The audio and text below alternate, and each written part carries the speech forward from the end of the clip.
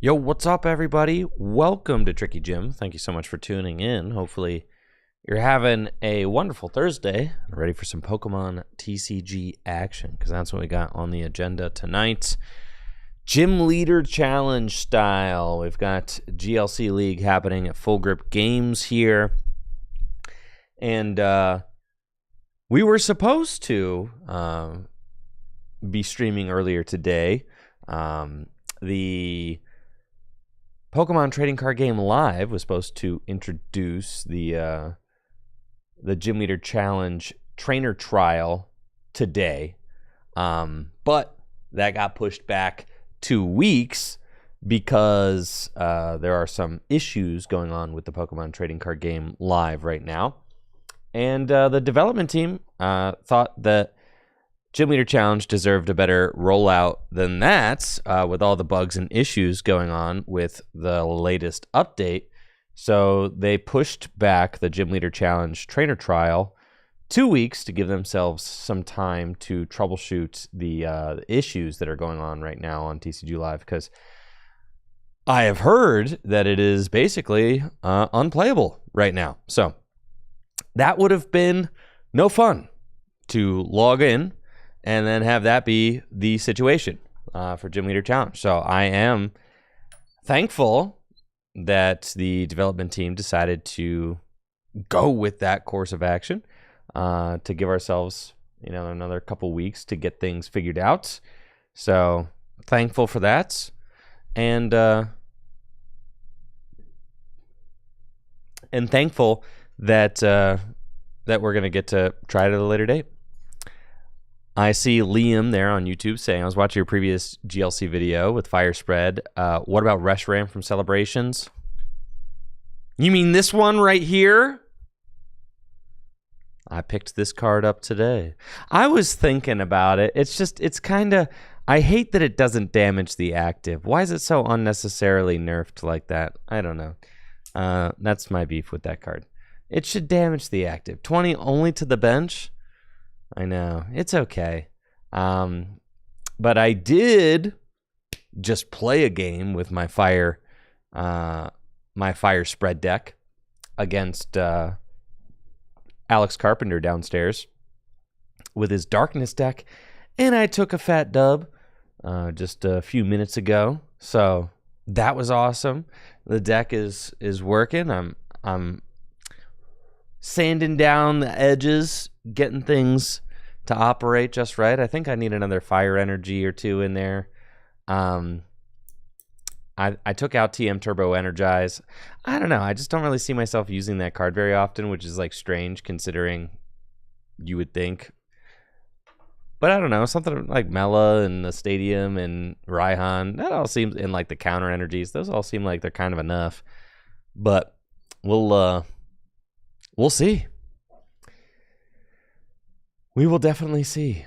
I'm still working on it. This is definitely turning into my pet project right now. I was kind of obsessed with a fire deck last season, towards the end of GLC League last year.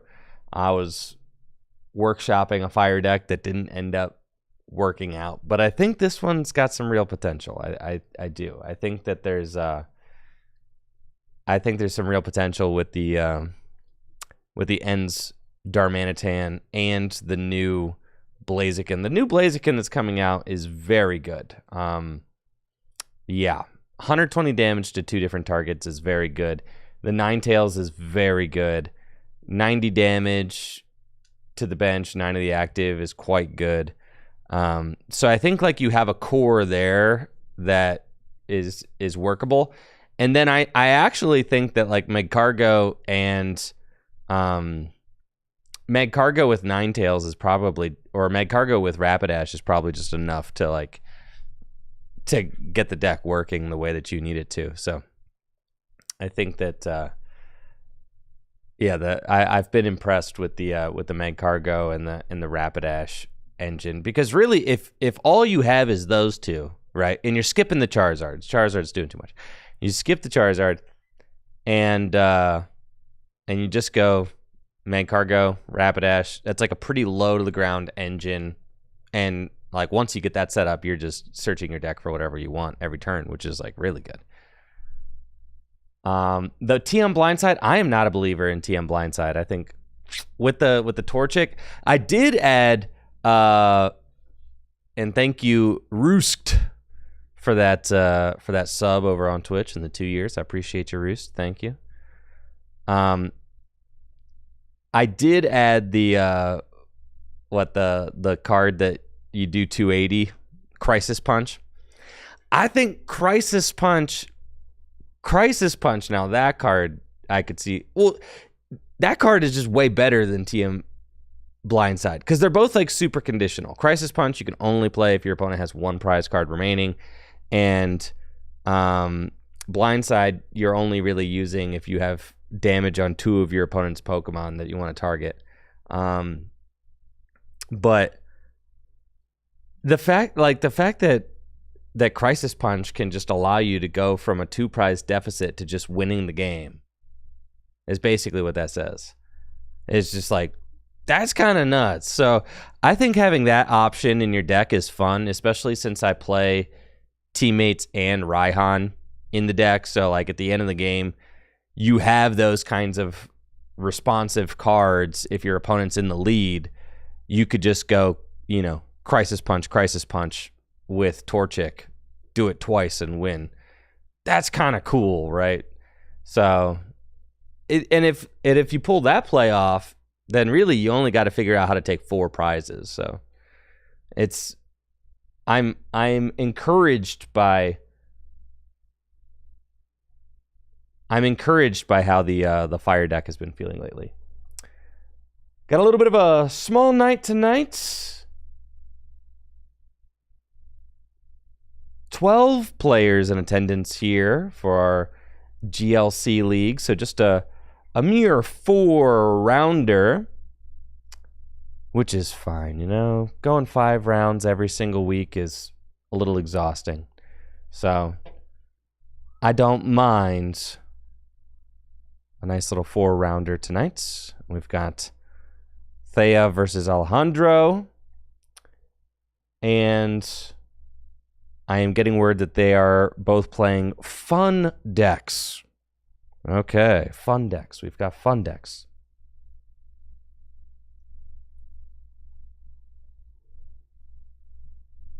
So, who knows what that means?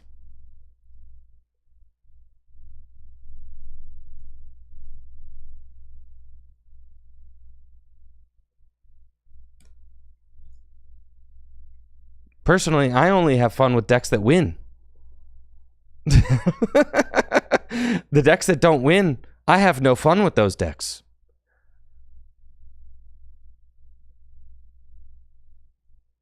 We'll see what these players brought for us.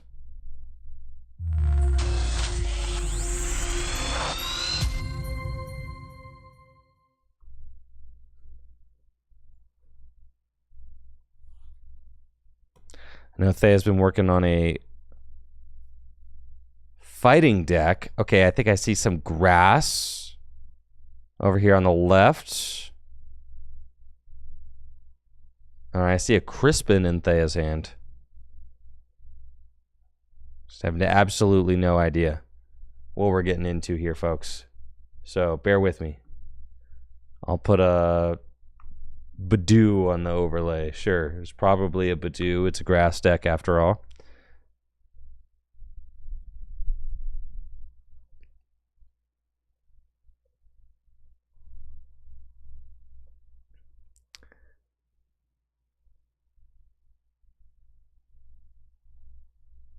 I just played against Alex Carpenter. He was playing his Darkness deck, and he said he was not feeling encouraged by how the Darkness deck was going for him, so he was having second thoughts on playing it today.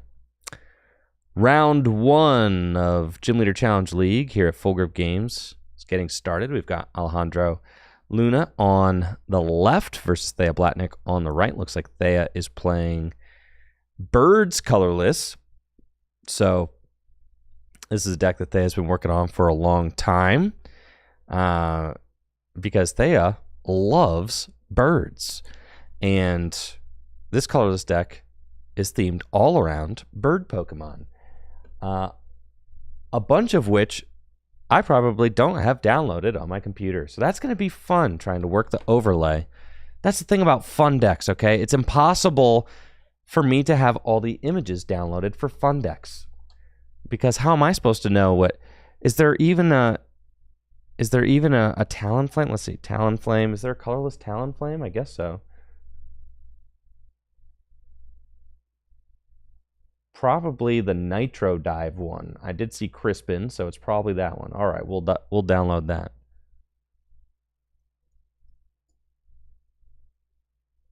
The Talonflame from Evolving Skies. Let's get that thing up here.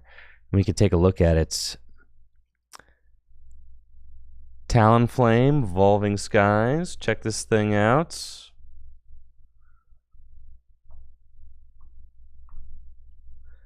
Right there, 140 hit points. Has the Nitro Dive attack, which does 80 damage plus 80 more damage if Talonflame has any fire energy attached to it. And it looks like Alejandro is playing a bug-themed deck. And I think Alejandro is 10 HP away from winning right now because Alejandro has Verbank City Gym and Hypnotoxic Laser, and if my eyes are not deceiving me, I think that... What the heck is this, dude? How am I supposed to commentate over this? I don't know what the bell does. What does this do? How am I supposed to know what this does? Is it ear ringing bell? Okay.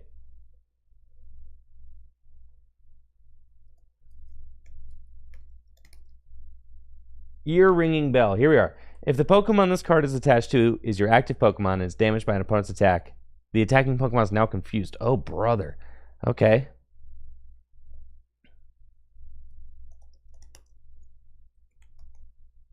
I see. Well, let's get that card up. Looks like Thea's setting up. She's got Hops Cramorant right now, a Duckling, Crispin turn 1 as well, and there is our ear ringing bell. And there's a Venonat on the bench, and a Spinarak in the active spot. Spinarak has this ability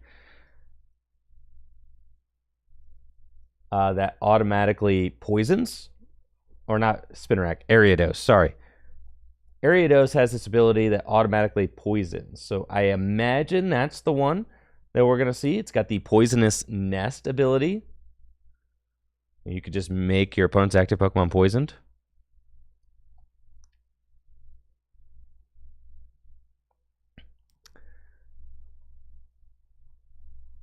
Let's bet on this, though, over on Twitch.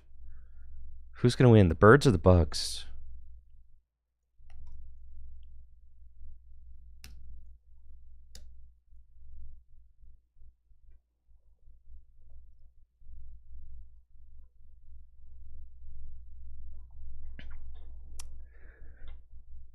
And it looks like, all right, Alejandro is on the board first,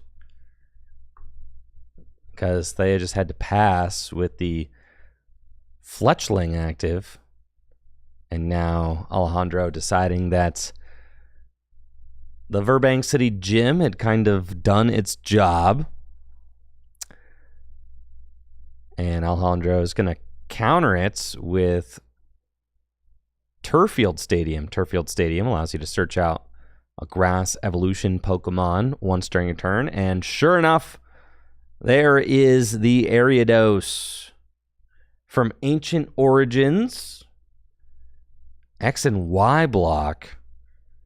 It may just have 70 hit points, but once during your turn, you may use this ability. Both active Pokemon are now poisoned. I tried to play this card the other day in a grass deck. I was trying to like boost Badoo's damage output to do as much as possible, and I played against another grass deck, and it was horrible. because Ariados could not poison my opponent's Pokemon. It was just rough. All right, so Marnie Alejandro is going to get 5. Thea just 4. Thea's got the Duckling on the bench. All right, what does Swanna do? It's got to be the Swanna that's got the Sky Circus, 140. If you discard a card from your hand.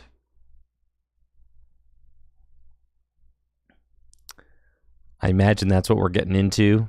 It's also got this ability that makes it so that you can... oh, there's a Shelmet. All right, we do have a Selgor, it looks like. Yeah, Swanna's got the Sky Circus ability. If you play Birdkeeper from your hand during this turn, ignore all energy of this Pokemon's attack costs.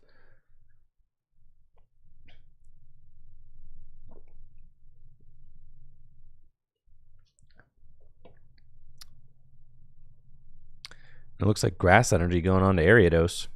Maybe the Ariados going to get in there. And a pass from Alejandro. Let's see what Thea has got for us this turn. Birdkeeper into Swanna, 140. Now I got to capture energy. Okay. Cramorant is certainly the strongest of the birds. I'm pretty sure this entire deck is bird themed. Like that's the gimmick. I don't think like Bibarel is not in this deck. I think it is only birds. Which is like taking Gym Leader Challenge and making it even harder. All right, there's a Fan Rotom in there. Maybe it's just flying type Pokemon. Because I think I also saw Lugia. And I remember Thea telling me once that Lugia counted as a bird because it had wings. And I'm like, I don't know. It's a little bit of a stretch. I think. I'm going to do a poll in the Twitch chat. Is Lugia a bird?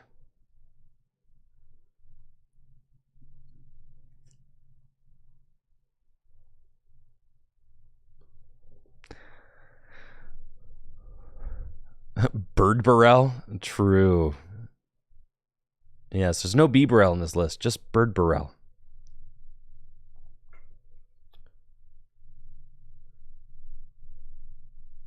Okay, so Capture Energy is being played by Thea. We'll see a basic Pokemon come out of the deck, go straight to the bench.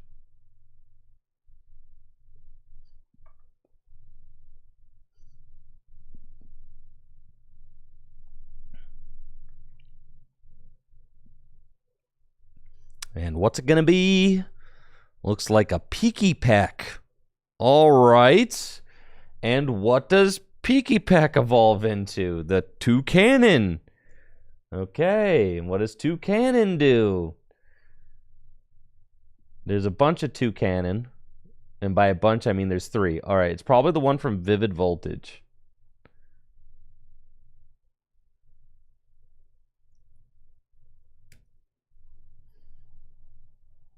And we got Arven as the support for turn. Can grab a tool card and an item card out of the deck.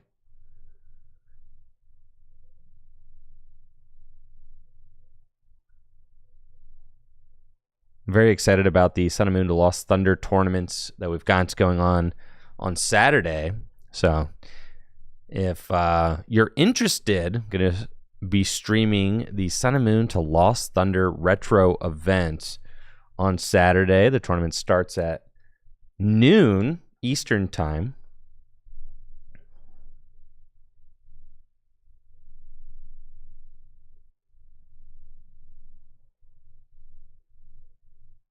And I'm going to be co-casting the event with Chris Fulop, World's finalist, U.S. national champion, Chris Fulop. So that'll be hype. I'm very much looking forward to that. What Sun and Moon to Lost Thunder decks was I bringing to tournaments back in the day? I played Blacephalon GX in that format.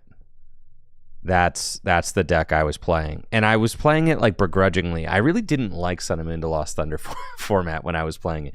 I kind of just played Blacephalon GX because I felt like I was like, it's fine. It's fine enough. But Blacephalon GX, you just blow things up. You play your B strings. Yeah, I was a Blacephalon GX guy. And then before that, the deck that I really liked from that kind of early Sun and Moon era, I played Vika Ray. I thought Vika Ray was like the coolest deck. And I put a lot of work into developing a solid Vika Ray list early on in one of those early Sun and Moon formats. I think I like top 32 to a regional with it. So, yeah, I definitely liked Vika Ray as well. You got to use Vika Volt, Strong Charge, Accelerate Energy under Rayquaza, one hit KO things. It's a good time. Yeah, and that was the thing about Vika Ray. It was like Vika Ray was fun. I really enjoyed it, but then it felt like I played a ton of Buzzrock. Buzzrock was my favorite deck, like, for a lot of that format as well. I think I was, like, super heavy on Buzzrock for a while. I was super heavy on Blacephalon for a while. And then as soon as Team Up came out, I played Jirachi Zapdos and Pikarom were, like, my favorite decks. So there should be a lot of cool nostalgic stuff to commentate over on Saturday. I'm definitely looking forward to revisiting the format. I haven't really looked at it again since I played it, so kind of amped up about that. Should be a lot of fun. Again, that's happening Saturday at noon here at Full Grip Games.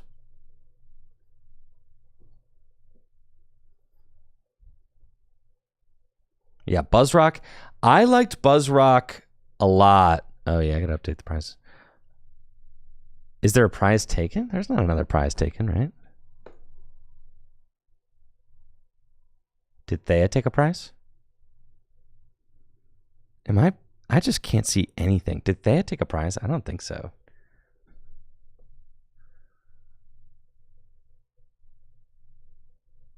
Is it 5-5? Thea took a prize? All right. I'm tripping. Sorry. I cannot see with those sleeves at all. But it looks to me like there's still 6 prizes there. It really does. All right, which one of... No, Thea didn't take a prize. You guys are gaslighting me. Thea did not take a prize because Alejandro started with the Spinnerack, right? Yeah, Thea has not attacked, guys. Alejandro started with Spinnerack and evolved into Ariados, and that's the whole game so far. Yeah, you guys are gaslighting me.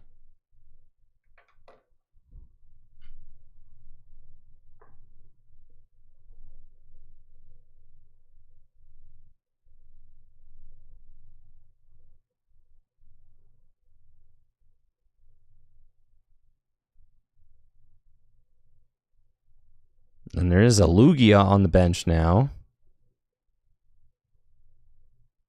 But yo, we've got Galvantula, dual type Galvantula. This thing hits for weakness on the bench from the top rope. This is crazy. Feels like Alejandro teched exactly for Thea's deck. This is nuts.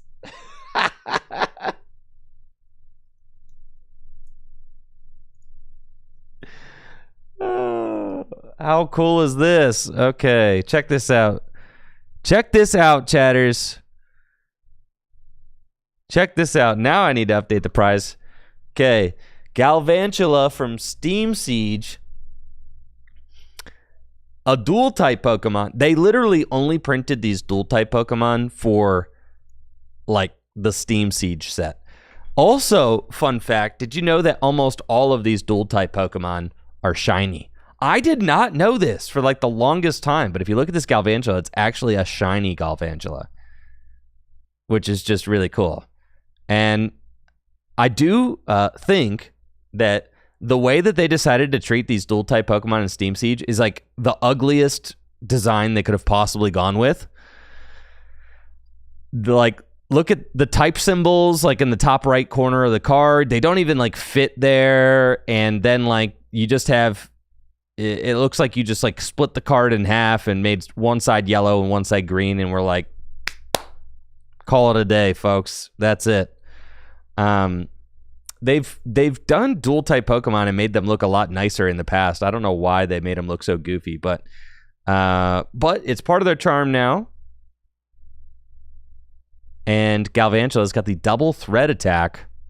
Does 30 damage to 2 of your opponent's bench Pokemon, and you apply weakness and resistance, which is not the way it normally goes. Usually you don't apply weakness and resistance when you're attacking bench Pokemon. But here, you do apply weakness and resistance, which is kind of crazy.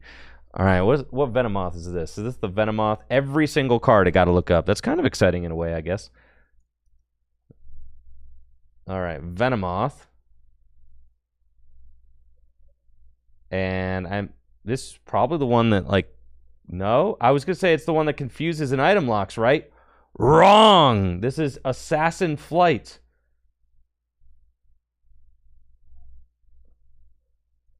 Like, surely this is the Venomoth that, like, got played in Standard. No, wrong, it's not. It's this one.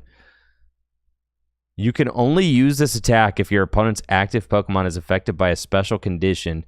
This attack does 90 damage to one of your opponent's bench Pokemon. And sure enough, that Cramorant is affected by a special condition because of Ariados. Oh, this is genius. And it's got free retreats. How fun is that? We're putting the Galvantula back into the deck. Thea is looking kind of cooked right here. But there is a Lugia getting powered up. So Alejandro will have to contend with that Lugia when it comes into the active spots.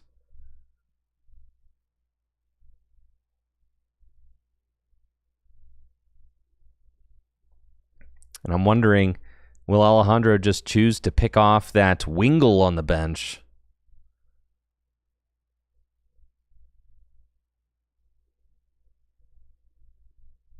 Hops Cramorant is only active for this turn.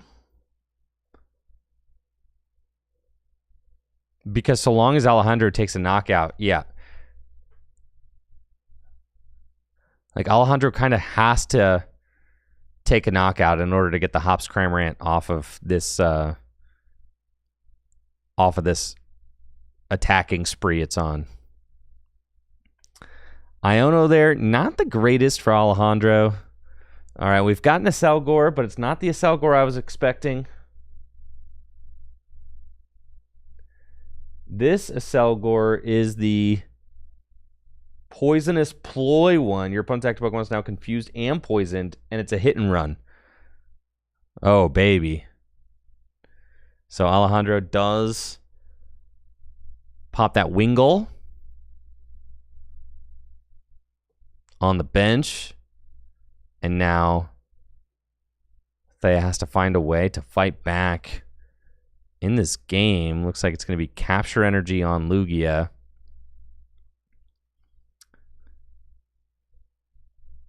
And then I do see that Thea has teammates as well.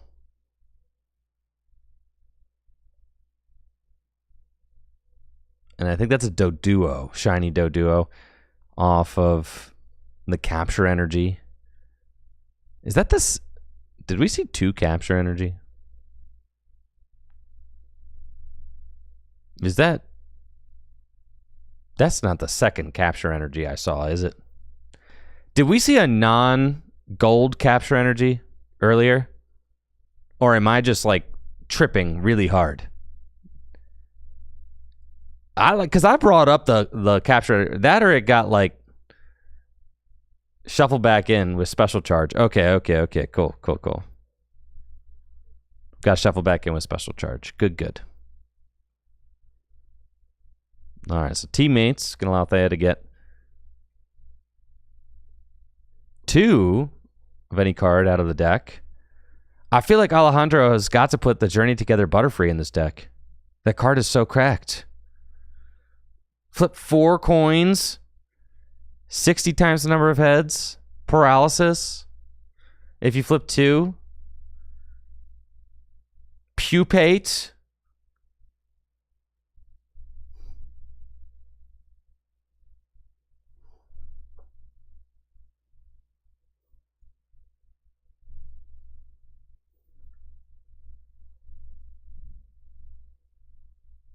Gosh, yeah, someone should build a deck out of the Journey Together Butterfree. It's so good.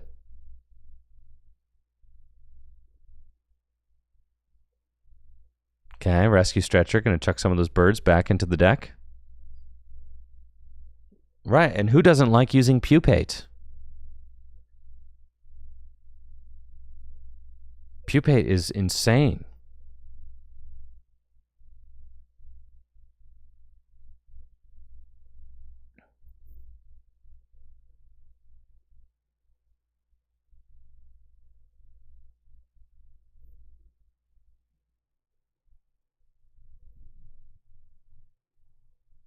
All right, now this Lugia is going to it's going to come up and start doing some stuff.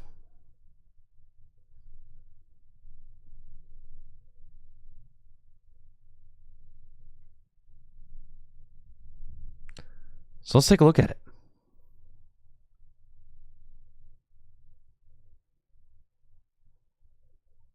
Lugia from Celebrations.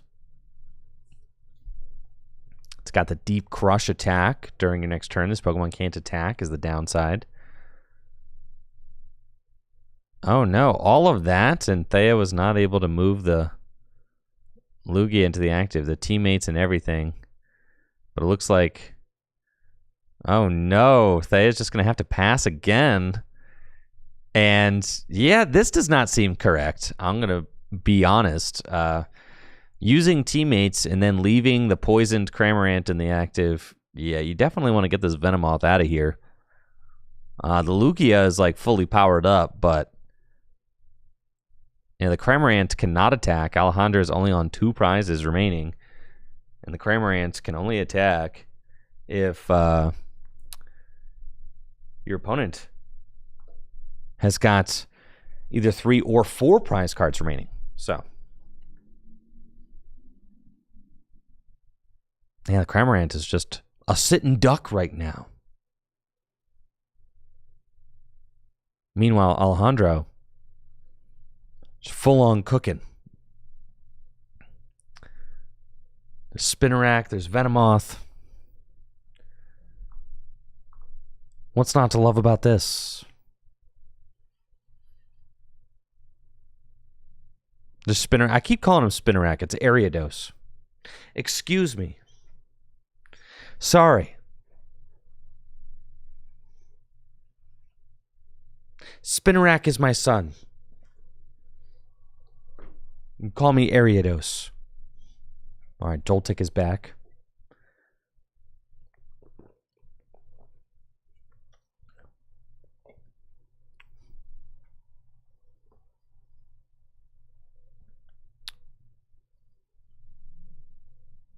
And a Yanma on the bench, too. Kricketot. This really is bug-themed. Dude, I think every single Pokemon is a bug. And here's Kricketune. Off the turf field. Kricketune got an ability. Swelling Tune, maybe? Something like that.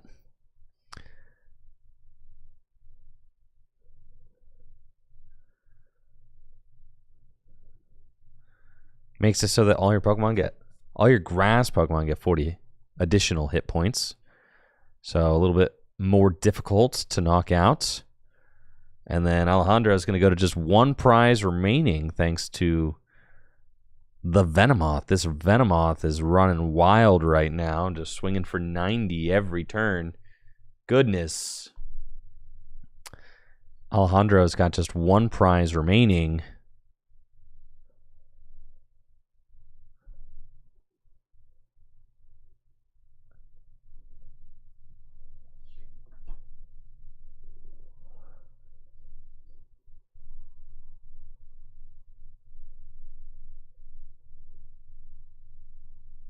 Well, let's see what they can do. There's an energy getting attached to the active Cramorant, so finally they will be able to retreat Cramorant and swing with Lugia. But is it too little, too late? A 5-1 prize deficit. Seems like quite a lot to overcome.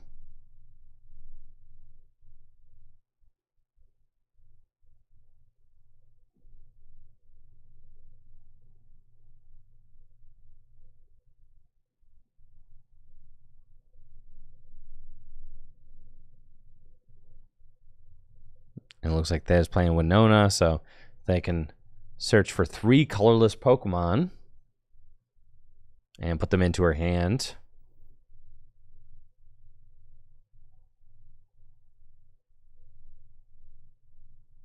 But I think it seems as if Alejandro's kind of got everything he needs to close this game out. If Thea benches another low HP target, it doesn't even matter. I mean, the Cramorant now, I mean, it's got 40 hit points left. So all Alejandro has to do, Galvantula is a win con. I mean, really, Galvantula will hit that bench Cramorant for 60 damage with weakness. So if Alejandro can just get the Galvantula back out and attack, Alejandro's going to walk away with the dub. The bugs overcoming the birds. Can you believe it, chatters? I am shocked. I thought for sure that birds ate bugs.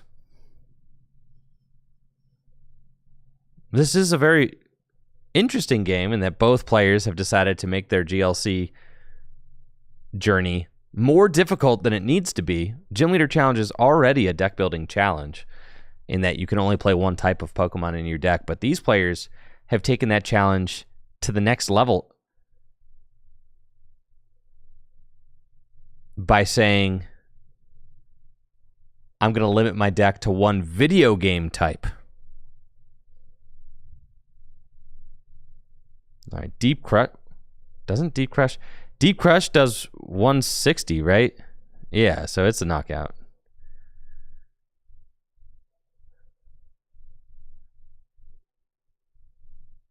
It's 160. That's a knockout. Very good. All right, and Thea takes another prize. Down to 4 remaining. I see Versus Seeker in Alejandro's hand. Are we going to get to see? Do it, Galvantula. Win the game with Galvantula. Yes. And that is game. Galvantula double thread for the dub. And Alejandro is your victor in round 1. What a cool display of Gym Leader Challenge decks we got to see there. That was a real treat. Congratulations to Alejandro for a very cool showing with the bug deck. There were a lot of cards that I had to look up and read myself because I was unfamiliar with them altogether. And that's exciting. It's exciting that that players are so passionate about Gym Leader Challenge format that they are willing to create such fun and unique strategies for the formats. All right, let's take a little bit of a look and see what we got going on over here.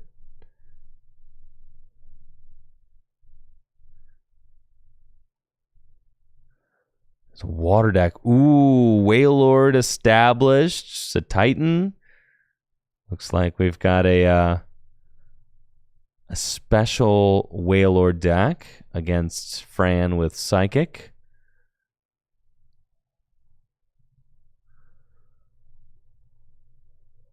And then Dragons versus a Quagmoth water deck. Alex deciding to play the Quagmoth water deck. I think that this is the deck that Hunter won with last week. And Alex had a really rocky start with the Darkness deck just an hour ago when I was playing against him. So he said he was going to can the Darkness deck for the day and instead is going with Quagmoth. That's pretty exciting. Looks like he's got just 2 prizes left, and his opponent has just a couple prizes left as well.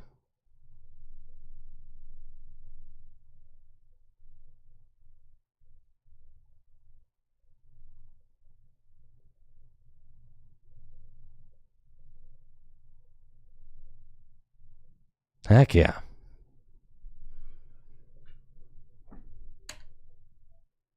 You know, I was proud of myself for the Cramorant as a sitting duck. I was proud of myself for that.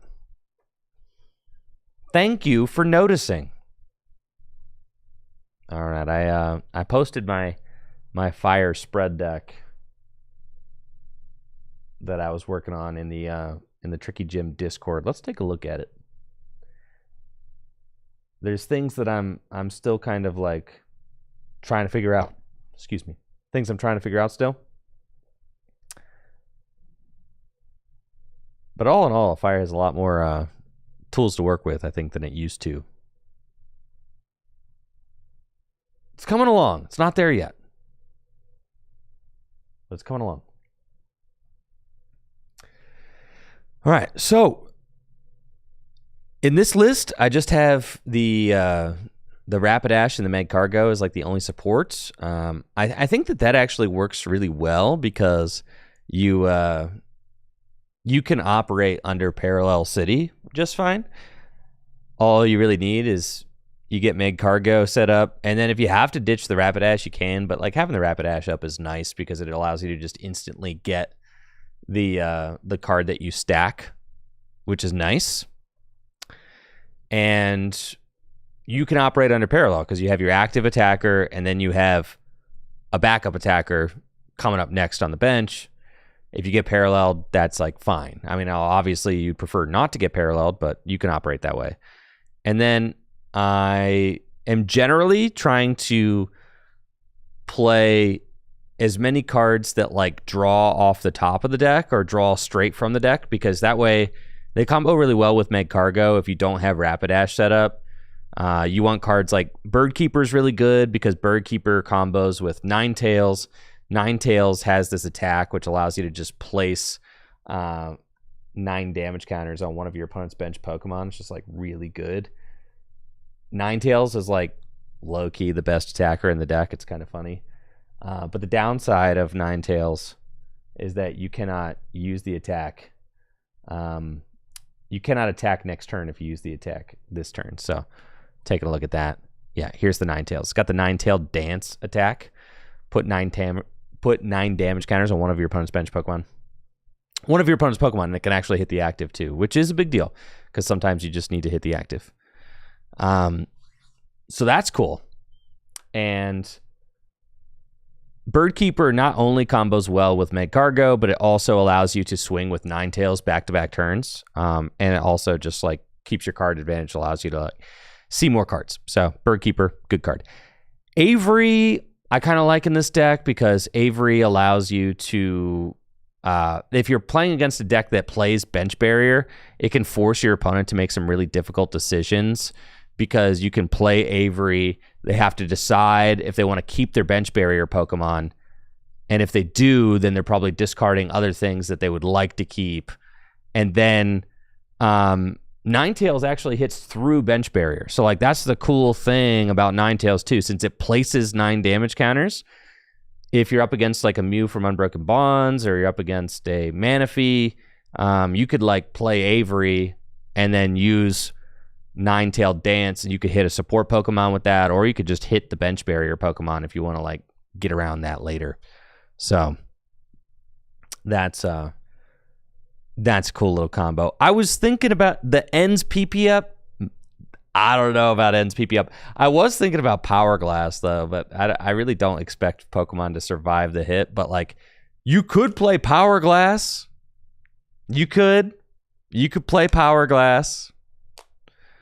I don't know.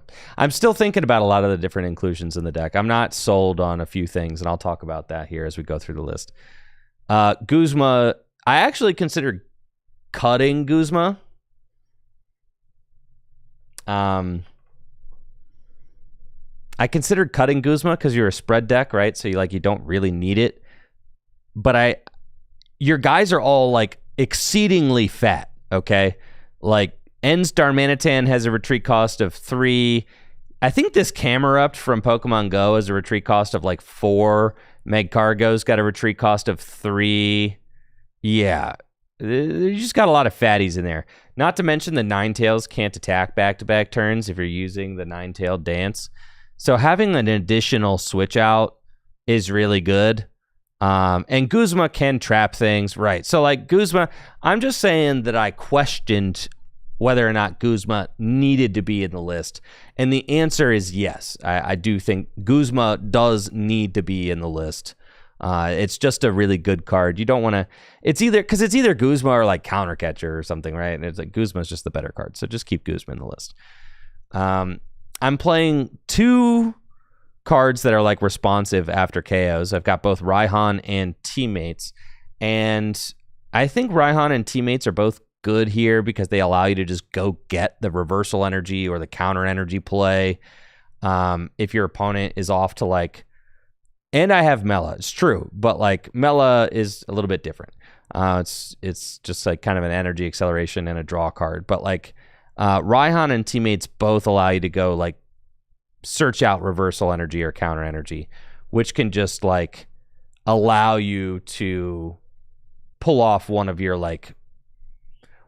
game winner plays, right? Like you Raihan or you Teammates, you can go get like magma basing, counter energy, blow up your opponent's board, stuff like that. So Raihan and Teammates are both very good.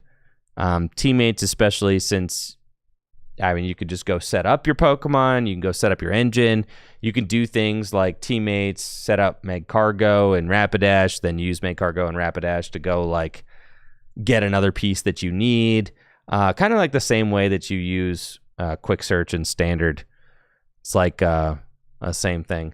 Yeah, I had Blacksmith in here. I want to listen, I'll get there. I want the deck just needs to operate too, though, right? There's a lot of cards I want to play in the deck that just didn't fit yet. But like Blacksmith is a card I kind of keep coming back to, and I feel like I have to play. So I do feel like I have to play. I do feel like I have to play Blacksmith. That's a card I keep coming back to.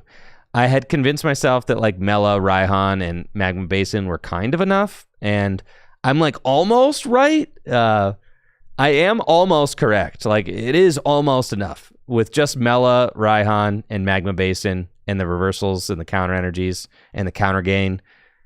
It's like almost enough, but like Blacksmith would be a really nice kind of like end game card where you could put Luxurious Cape on Blaziken, use its attack, then Blacksmith to it, do it again, and you just like win the game, right? So Blacksmith is a card that I'm definitely adding into the deck. Now you don't really need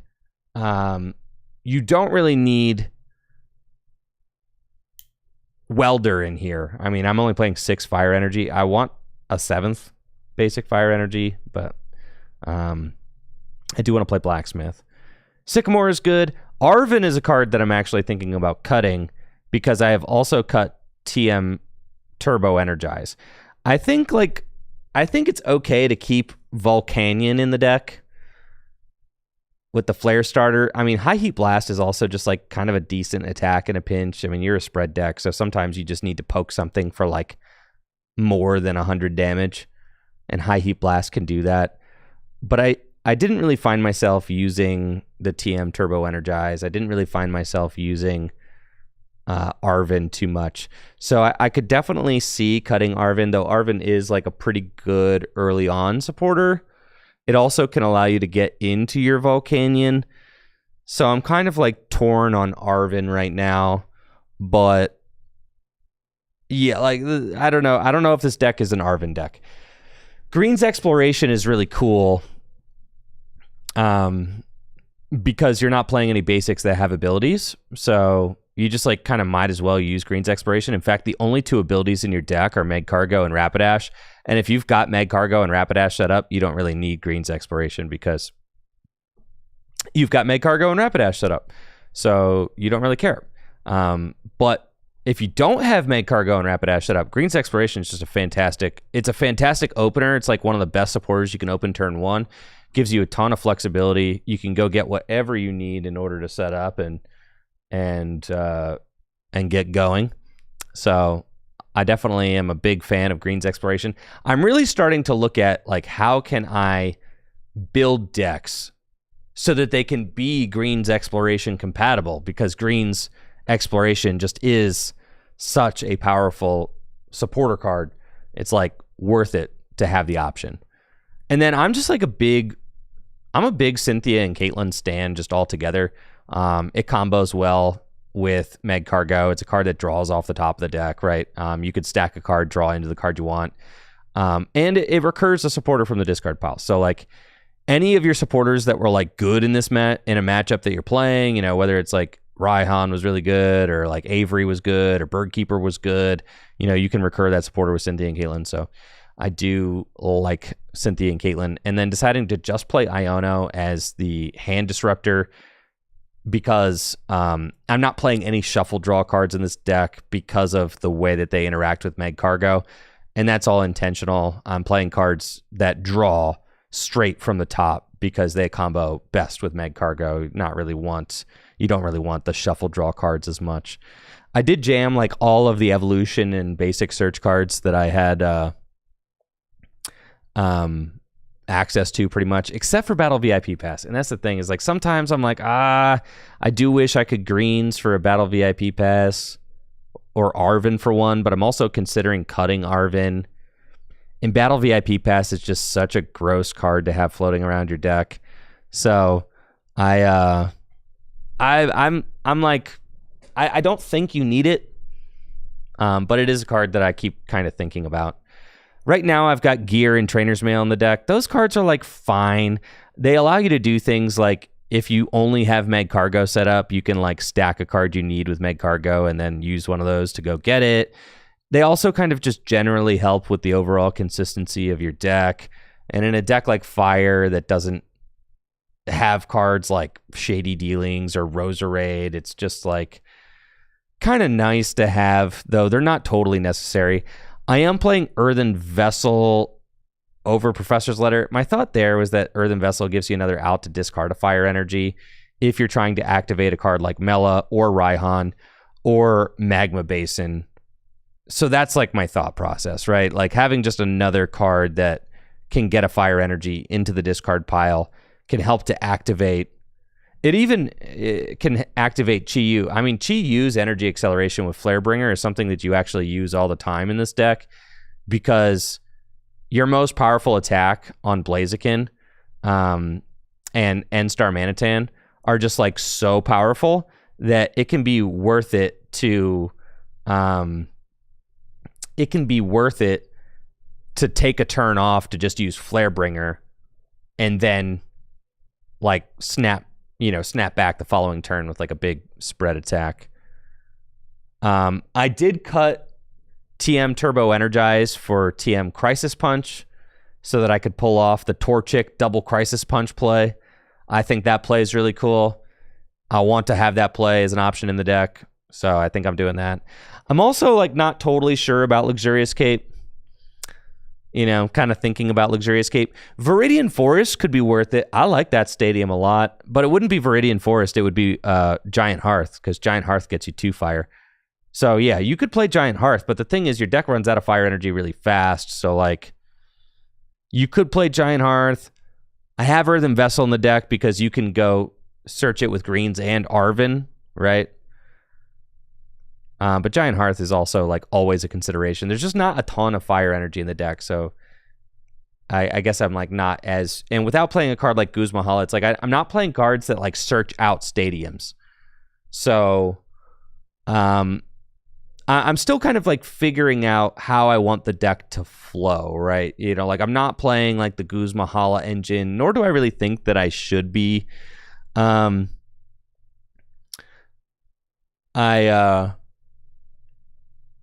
don't know that I need to be playing Arven either. I think that this deck just wants to like draw lots of cards and have lots of recursion.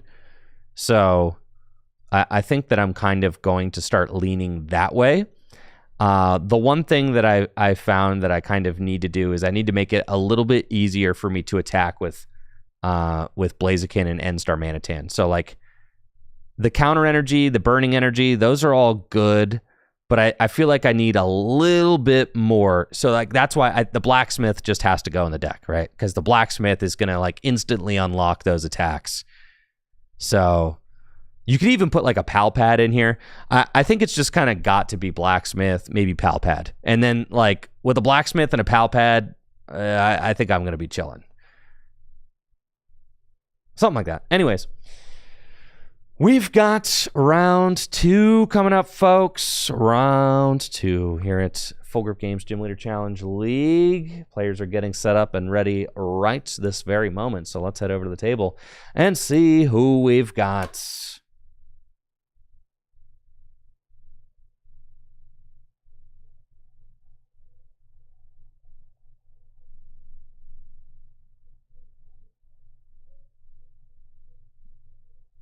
Dang, I didn't know Peter had the leg sleeve, dude.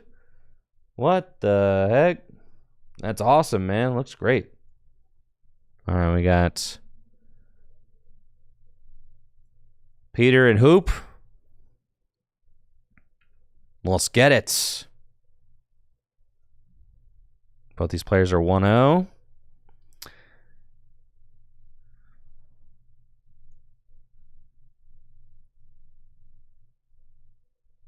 Peter, oh no, they're not. I'm trolling. Jack is started with a tie. Peter is 1-0, and Hoop has a tie. Okay. Let's go. Overlay ready.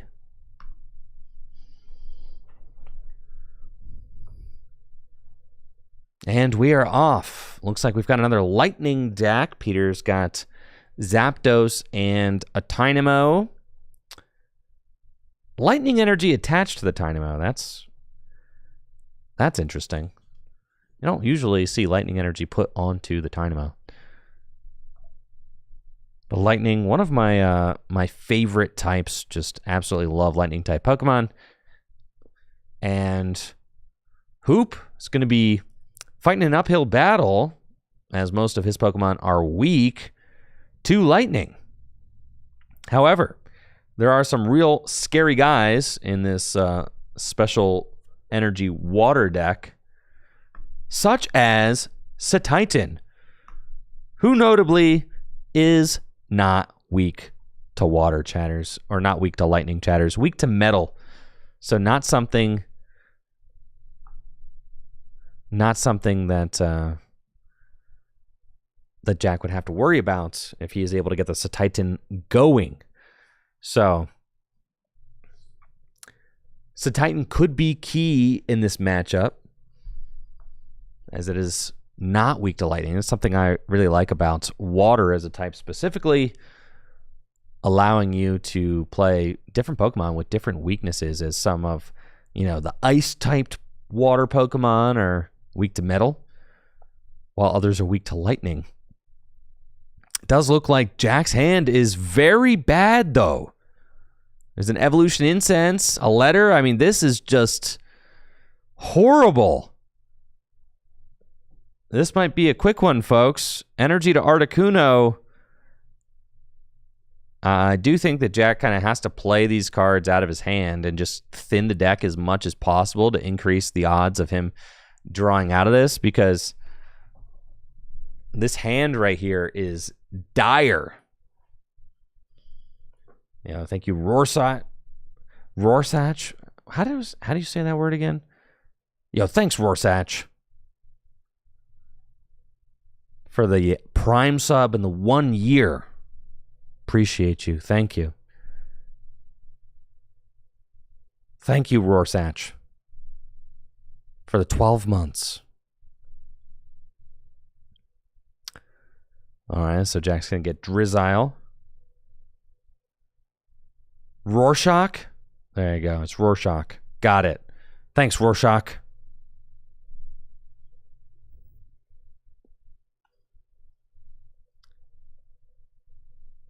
And the Articuno's got just a lone energy. That Articuno might be cooked, though. It is weak to lightning. Only got 110 hit points. All Peter would need is like a lightning energy.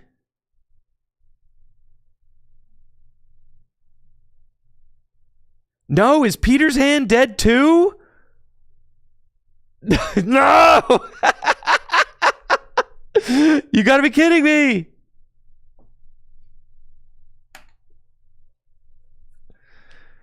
All right, the pot helmet on the Articuno.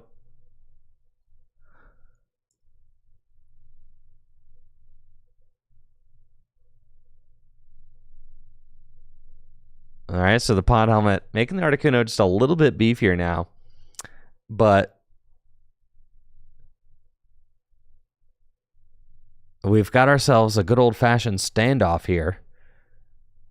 Articuno looking extra beefy with that pot helmet. Still weak to lightning, though. However, it does make it so that Peter's win condition is a little bit harder to reach. Previously, just a lightning energy and electro power would have won with Zapdos, but now gonna be slightly tougher to reach for that win. Probably will actually have to hit the Articuno for weakness. Zapdos notably does not hit for weakness with its Thunderous Assault attack. Thank you, Teal of Fortune over on Twitch for that Prime sub in the 18 months. Appreciate you. And both these players just have really tough looking hands. And that is the constant give and take of Gym Leader Challenge format. And I find this myself with my deck building. You'll see that I almost always err on the side of having like too many supporters in my deck. I know a lot of players are very comfortable cutting and gutting supporters to play more versatility cards, but for me it's like I hate not being able to play the game. That's like my biggest pet peeve, right? But with both these players doing it, it's like, sheesh. Well, now things get interesting.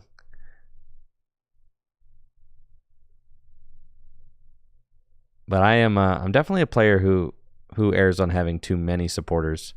You can't enhanced hammer a basic energy, unfortunately. So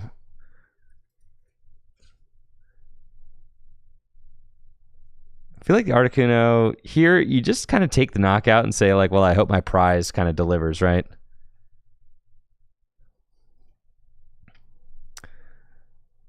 And Peter's hand is looking bad. Yep, another lightning energy. And you can see, I mean, this is exactly what I'm talking about. These are all versatility cards. Enhanced Hammer, it's a versatility card. Palpad, versatility card. Silent Lab, versatility card. Field Blower, versatility card. Every single card in Peter's hand is pretty much a versatility card and not a card that allows you to execute your game plan, right? They're all cards that you would play to try and be responsive to things that your opponent is doing or to running out of resources in your deck. But none of them, and it's hilarious because Jack is like in the exact same position. Oh my gosh, dive ball. Okay. And there's an Arvin. All right, Peter has got a supporter card. I got to update the prize overlay. Sorry, I forgot. I felt like this game was going to end any second, but I guess not.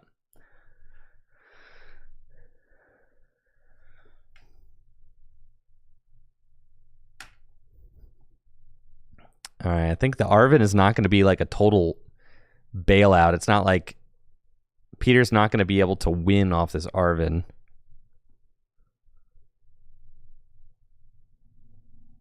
But he can make it so he can start to play. And then I think Jack found Dive Ball and has Drizzile in hand. So Jack is going to be able to start moving as well.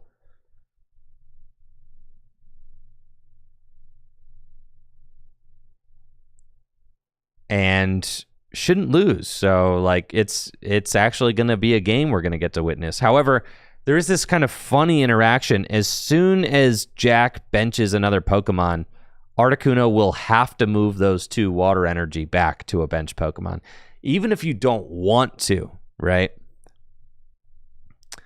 It doesn't say you may move 2 water energy from this Pokemon to one of your bench Pokemon. Articuno's Cold Cyclone says move 2 water. You must. So Jack will not get to keep swinging with Cold Cyclone as he's been thus far.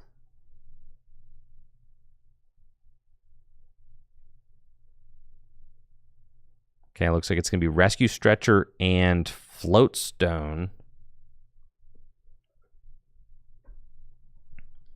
which is interesting. It doesn't really feel like Rescue Stretcher and Float Stone kind of get Peter into more cards, right?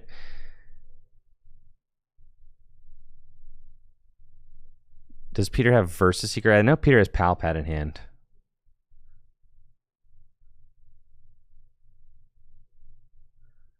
Yeah, Rescue Stretcher for more Petco. Electric, Dynamotor, Float Stone. But see, it doesn't solve the issue long term. I almost would have preferred to see Peter like, yeah, I don't know. It's not great, right? I guess Peter's thinking that Torment will at least buy him time.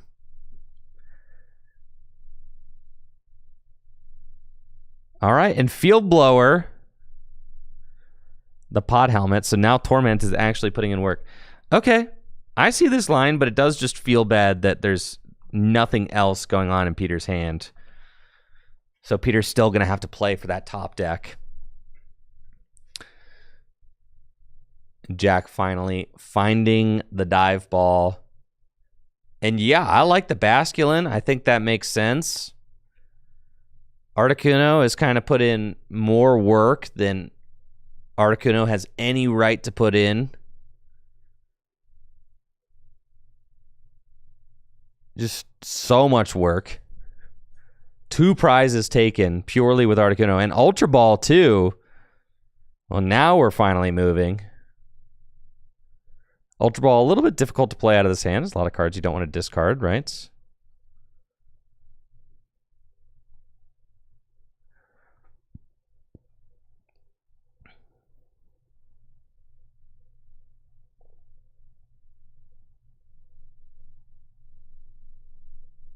Looks like Ultra Ball can discard Counter Catcher and Drizzile.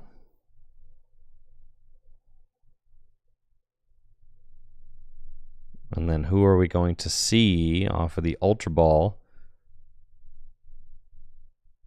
Basculin's got the Gather the Crew attack. So we're going to see some crew gathering going on.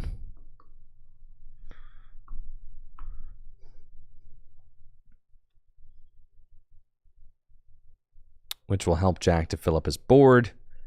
And then Water is just such a consistent type in Gym Leader Challenge format, since you can rely on Pokemon that have strong abilities like Drizzile, Shady Dealings, Octillery.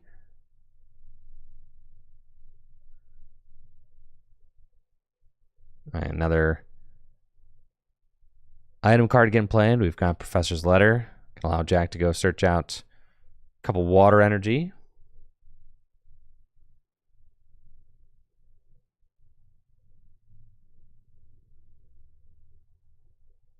And then retreats.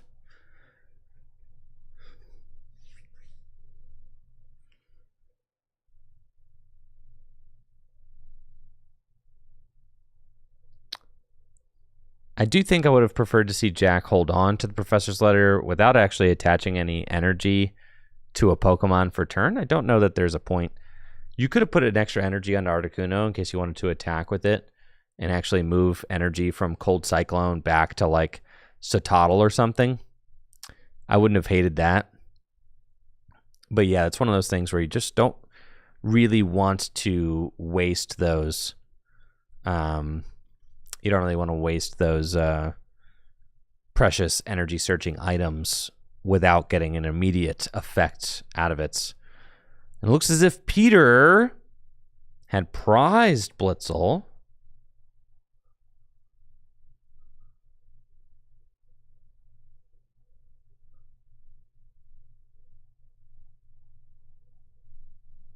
Right, and it did look like that Jack was looking for, maybe a low value card to discard. And actually, yeah, so Jack ended up discarding the Drizzile off Ultra Ball, then just kind of using Rescue Stretcher to get it back immediately, which is the same as just discarding Rescue Stretcher with the Ultra Ball. Jack could have used a letter and then discarded one of those water energy with the Ultra Ball. And then Jack also does have Aqua Patch in hand, actually. So could have gotten some immediate value out of that, which would have been cool to see as well. Had he chosen to... Well, I guess he's already got the 2 water and the discard pile from retreating the Articuno, so he's already going to have some value out of that Aqua Patch.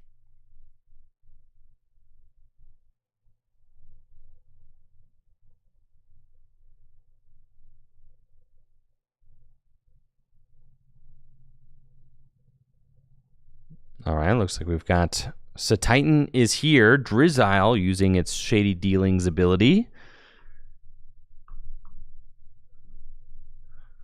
Search out Brooklet Hill. Brooklet Hill. Search out yet another basic water Pokemon. And it's looking like Mudkip will be the choice. Aqua Patch can get extra water energy into play over to Titan. Very nice. And then really kind of just focusing on setting up your board. From here, Jack has got the Colress. Can search out a Stadium and Special Energy. Special Energy will be nice so that he can go in with Titan next turn. Not quite there yet. Special Horn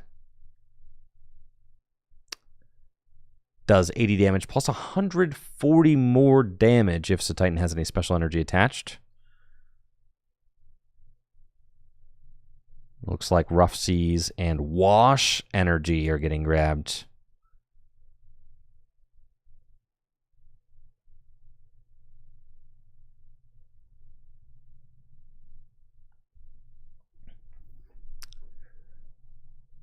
And then this Basculin cannot use Gather the Crew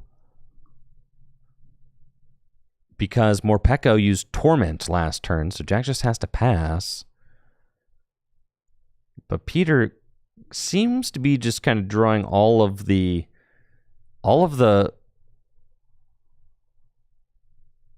cards that help him to do other stuff that he doesn't want to do right now. He's got all those in his hand. But the draw cards, the cards that search out cards like Zebstrika, does not have access to those. U-turn board. Going down on Blitzel. Feels good. And then Morpeko can take a knockouts with Torments. We'll hit this Basculin for weakness. Looks like that's what Peter is going to do. Peter's first knockout of the match. Taking him to 5 prizes. And then Jack has got teammates in hand. So Jack looks to be in a wonderful position. You could just teammates for Rare Candy and Swampert, and then just you've kind of got like the crazy Swampert engine just going. I don't think Jack drew for turn, right?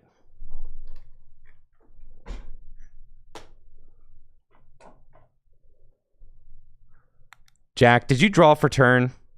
Did you draw for turn? Man. Yep, well, missed it now, guys.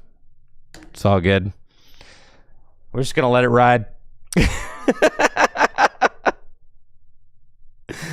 My walkie wasn't on yet.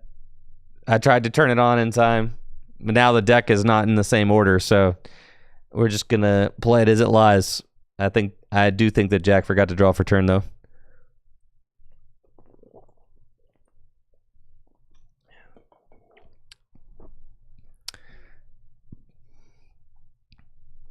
Yeah, I think if Jack's got like Rare Candy Swampert, you just go with that.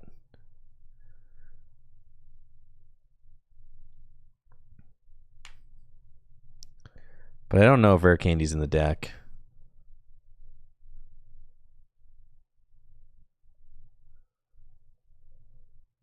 Assuming Heavy Ball. There is Rare Candy. I would absolutely, teammates here, Rare Candy Swampert. 100% is like what you want. Is Rare Candy Swampert, just start using Power Draw, right? And I do think that this is, you know, that Jack is still kind of like learning this deck, but as he continues playing this deck, you know, he'll start to see the routes more and more. But this is fine too. I mean, you could get Inteleon. I kind of prefer to save Inteleon for a later time because you don't necessarily need Inteleon this turn. And that's something that I kind of see people do a lot. It's just using Shady Dealings without actually needing anything. But here we go. So Jack is actually going to use Shady Dealings to go get the Rare Candy. And I think that Jack also is just thinking like that he wants the Wailord. So eyeing up that Timer Ball as well as a potential way to go get Wailord. I don't think that you really need to use like Parallel City yet or anything like that. Looks like Ordinary Rod is getting selected. Thank you, Mr. Wogue, for the Prime sub in the 37 months. Appreciate it. Thank you so much. All right, Rare Candy, and here comes Swamp Dog. Yeah, I'm not going to lie. Swampert, that card seems sick. I'm about it. Your hand gets clogged with Octillery all the time. Swamperts, that guy's nuts. Swampert's got the Power Draw ability. You just discard a card from your hand, get to draw 3. Seems good.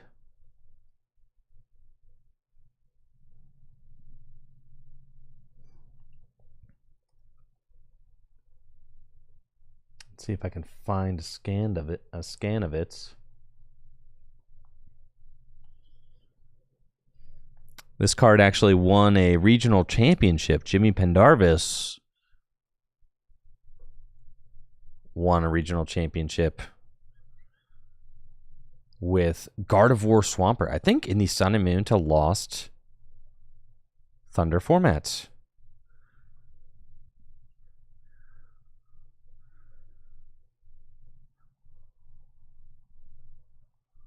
And here it is.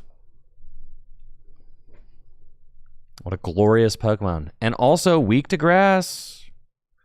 Diversifying those weaknesses. It's nice.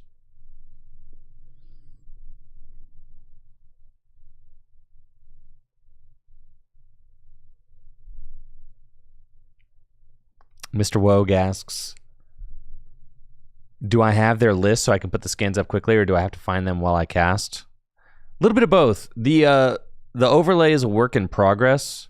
I don't have the players' lists, but I do have a image database pulled up. So like for Swampert here, I just looked up the Swampert and then downloaded it, and then I put it. I have like one rotating. I have like one rotating image that I like change in and out that I have called wildcard. So like if I need to pull up a card I don't have programmed into my overlay, I put it in the wildcard slot.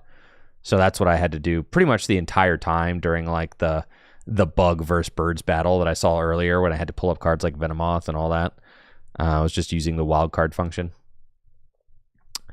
But I do have on my Stream Deck, I have like folders with the most popular water, colorless, lightning, darkness, etc. I have folders on my Stream Deck with all the most popular Pokemon programmed in already. So like if someone is playing a deck with cards I expect to see, then I can just pull them up on my overlay. Yeah. But as I continue to kind of like, I mean, it's just a work in progress. So I'm working on it every week. And then, you know, every week I have more cards programmed into the overlay. It's just a huge task, right? Because there's a lot of cards you can play in GLC. So it is quite the endeavor. But it's like worth doing for Gym Leader Challenge because cards stay good for a long time. Like once I program in Electric from, you know, Noble Victories, that card is good forever, right? That card was printed in 2011. It's 2025, still good. So, you know, there's a certain amount of the work doesn't need done once it's done. It's just about upkeep, like trimming out cards that are no longer relevant, etc., etc. You know, I don't need to program in, you know, basics. Like we don't need to show off that Blitzel on Peter's bench. It doesn't really do anything interesting. But then like standard, and that's why I don't have the overlay for standard, because standard just changes so fast. I feel like I would have to like constantly be redoing the overlay, and there's not enough hours in the day for that. So I don't know. Maybe I'll get into a workflow where I can keep the standard overlay up to date. I'll get there. I do think I'll get there eventually. But it's just going to be like this kind of entire year, honestly, is going to be me just kind of figuring out and refining this process of figuring out how to produce the league nights the best that I can.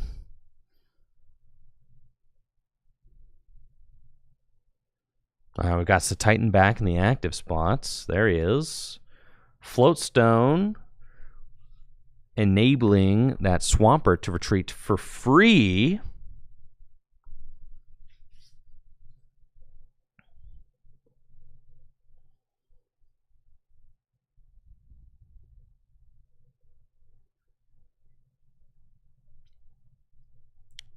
Hey guys, Jack didn't get Floatstone with Irido, right? Just checking, that did not occur.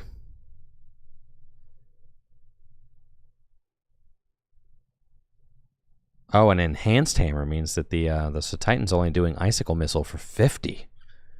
Yikes.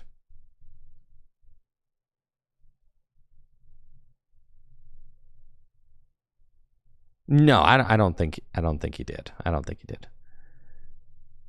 I could imagine that the tool revision could be difficult for newer players to figure out, because I mean, like, every old tool says item on it. Oh, we got Raft and Whale. Cool.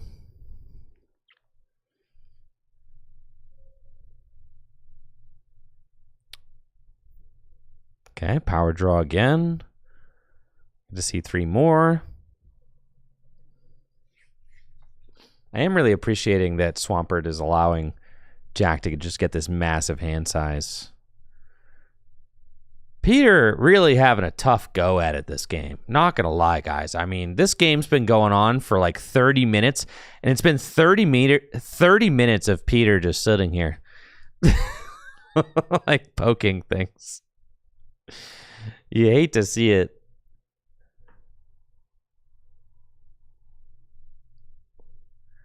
And I think Peter's been using this Blitzel attack. The Blitzel draws a card, doesn't it? And not exactly where you want to be.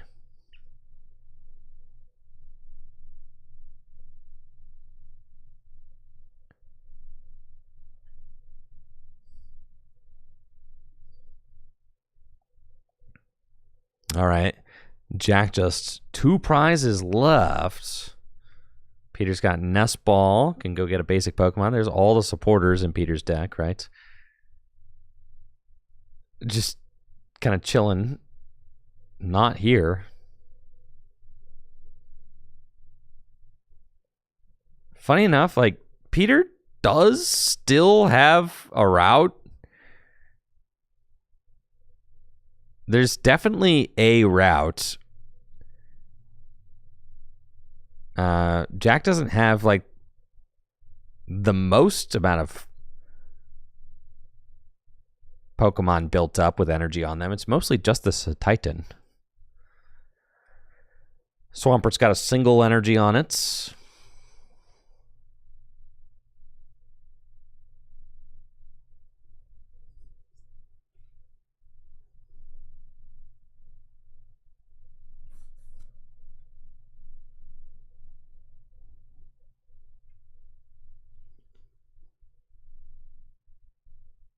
All right, Peter. What do we got? Nest Ball. What's the bailout plan?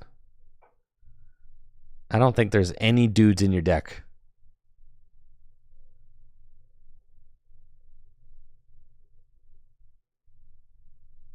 Oh, it's teammates. Is teammates being played right now? I was gonna say Peter's looking at like Evo Soda and Counter Energy, so it's probably teammates.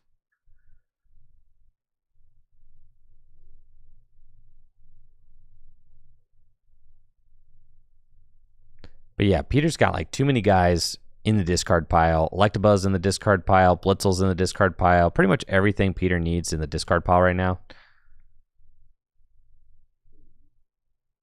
So recovery card certainly makes sense. And then I think Peter's also saying, like, I'll get Counter Energy because Counter Energy is going to allow me to attack with Regieleki this turn, right? Like, Peter needs to get like 5 cards out of the deck. Right, like Peter needs to play Secret Box this turn, but that's just not available, right? So Peter's really in the grinder right now, trying to figure out, like, okay, how do I get everything I need with only 2 cards? And it's just not possible. I do think that Peter needs to get a card like N. I agree with that. I think Peter is correct. I think it's Counter Energy N. I think those are the best 2 cards you could possibly get. You got to use N next turn. You got to use Counter Energy to attack with Regieleki this turn. You could hypothetically use Zapdos to finish off the Titan next turn, right? So, like, it's not great, but, like, there is a potential route. Use Electric, Dynamotor.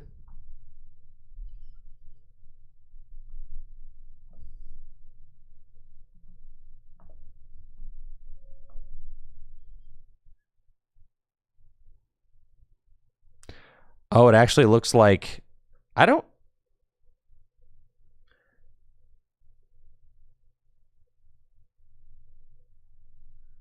Yeah, and Peter's trying to figure out, like, okay, how am I going to... Yeah, you already Dynamoted, right? Yeah. Already attached. Yep. Can't do that. There we go. Regieleki. Good catch there, Jack.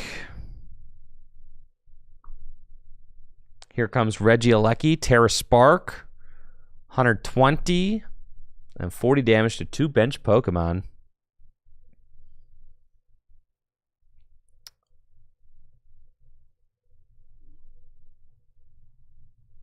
And Jack's got Lusamine. He can play to get a supporter and a stadium back. Rough Seas, brutal. I mean, yeah, this just seems really, really bad for Peter. Great if you're Jack, though. Lusamine, Rough Seas. Rough Seas can just heal 30 damage from all of your Pokemon instantly. And the Titan's just got a massive amount of HP, not weak to lightning. So Titan here, 180 hit points. It's got 90 remaining after that Rough Seas. So in order for Peter to actually take the knockout on this Titan with Zapdos next turn, which will be like required in order for him to not lose, he's going to have to find a damage buff. And unfortunately, he cannot attach the muscle band in his hand to this attack or to the Zapdos because it's already got a Floatstone on it.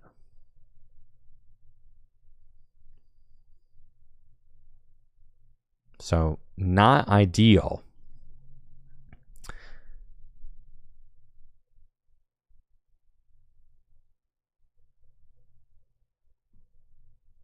It looks like Titan's going to take the knockout. Okay. One prize left for Jack.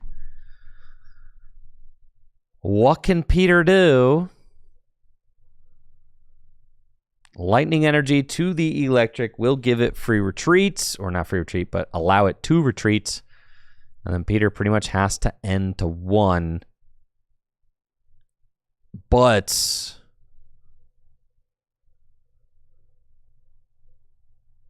if Peter does not draw into electro power off of this N, then he kind of loses on the spot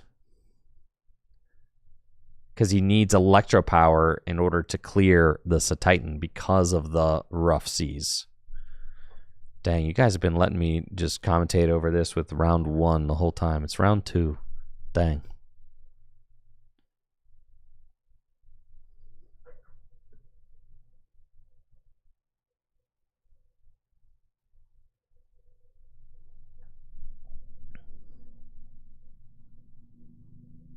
Counter catcher, okay, is a way.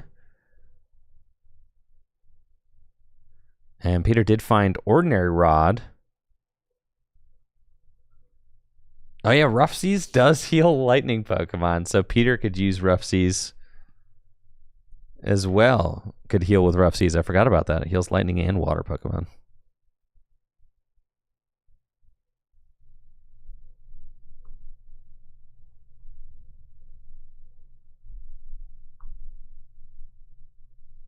All right, and Zapdos coming up. Thunderous Assaults.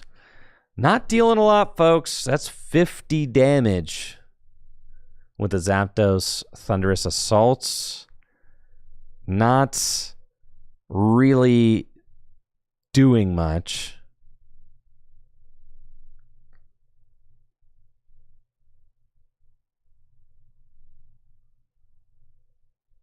Yeah, 50. And then 30 of that's getting healed with the Rough Seas. So this kind of feels like it's delaying the inevitable. All right, it'll do 50 after the jumbo-sized ability. And then Jack draws. Has Ball Guy. Splash Energy's not going to do it. And you could tell Jack is kind of still figuring out everything with the deck. But piloting it successfully here.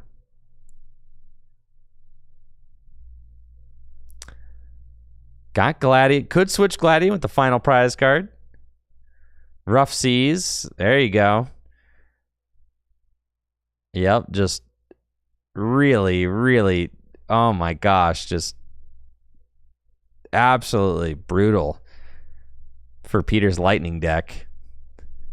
Jack's got just one prize left, though. I know he's like still learning the deck, but there's only 3 minutes left on the clock, so does need to figure out how to take this final prize before time is up. I like the energy attachment to Swampert. That's fine. Get yourself another attacker. And then Jack and Iono himself to just 1.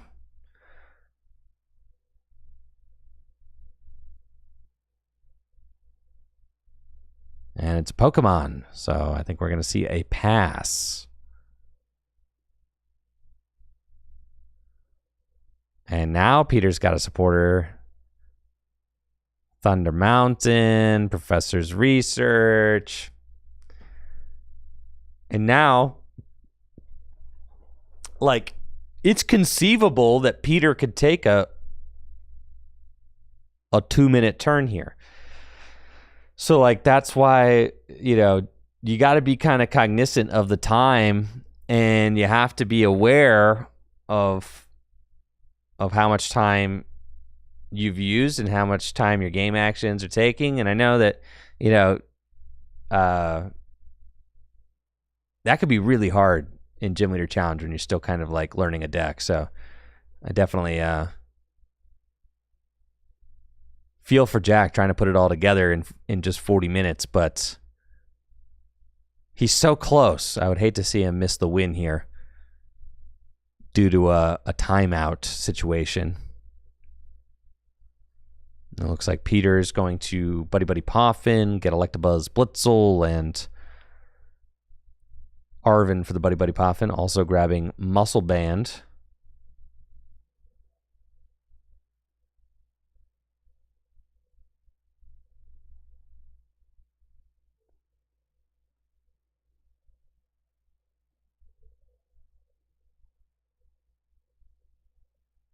Okay. Pokemon down, Muscle Band to hands. Minute and a half on the clock, maybe less. All Jack has to do is find Switch Raft, and this game is over. Dynamotor to the benched Electabuzz.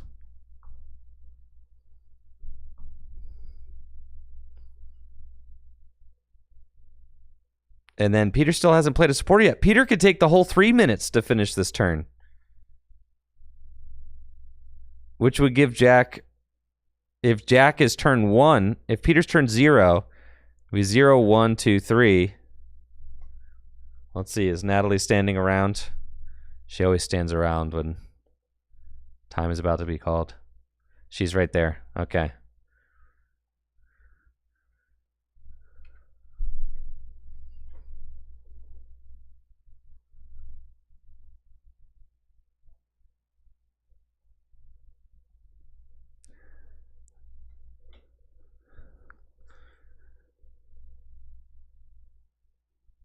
All right, Guzman Hala's not going to do it. Unless there's Floatstone in there. All right, time has been called, folks. Jack has turned 0.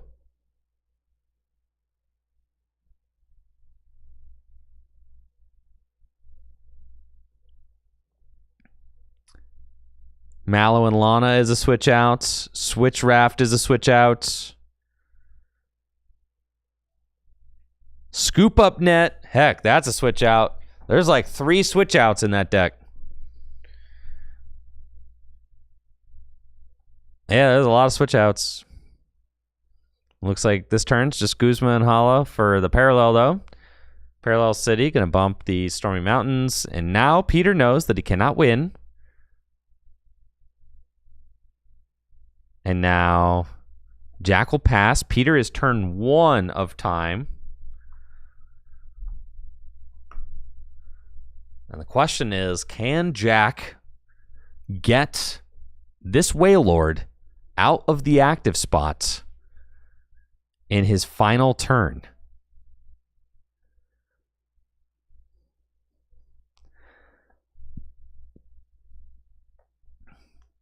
This is the play that Peter wanted, I don't know, like 30 minutes ago.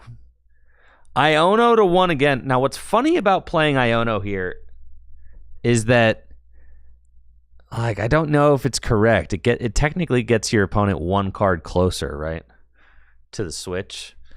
Unless the only way that it's good is if, like, Jack has Mallow and Lana in hand.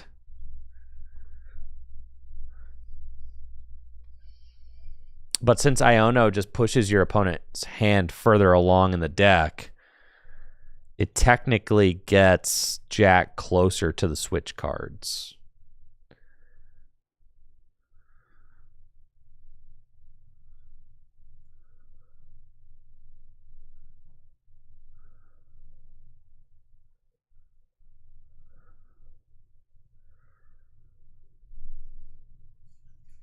And here comes Electivire.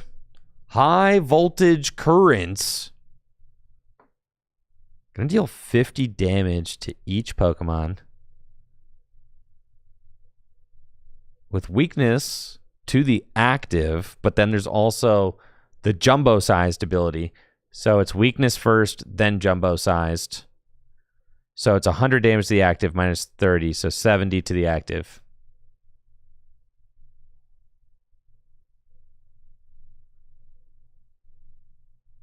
And then 50 to everybody else.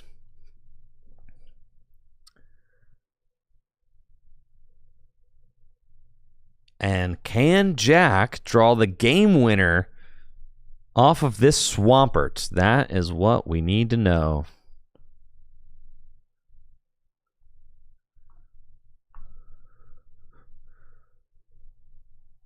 Power draw. End first? I don't think that's correct. No, Jack. No, don't end first. What if you drew into Mallow and Lana? No. No, you don't end first.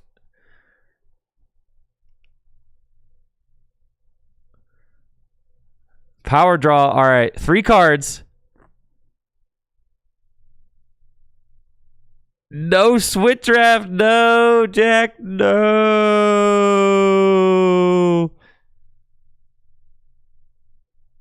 Yeah, and also reshuffles the dead cards back in. No. No, Jack. No. And it's going to be a tie. All right. Well, I think that Jack had a lot to learn from and potentially take away from this game. It was evident he's kind of like learning the deck as he goes here. Very unfortunate. Had many switch outs in the deck, but just was unable to find them down the gate. Yeah, Guzma was a switch out. Yep. Mallow and Lana. But that's why, and if you watch this back, Jack, that's why you don't use N there at the end, because Mallow and Lana and Guzma were both switch outs. And all of your dead cards just got put to the bottom of your deck with Peter's Iono. So it's optimal there to use power draw first. And then if you need to play N as like a Hail Mary, I whiffed it, then that's when you do that. But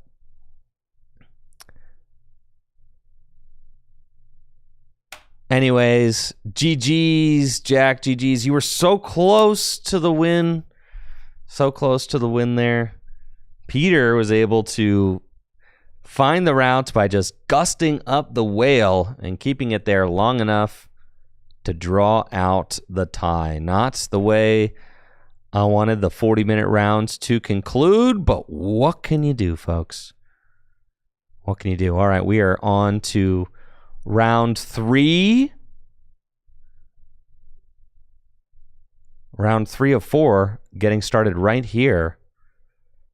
And as these players get set up for their next round, I'm going to take a quick break, but I will be back lightning fast, folks. Lightning fast.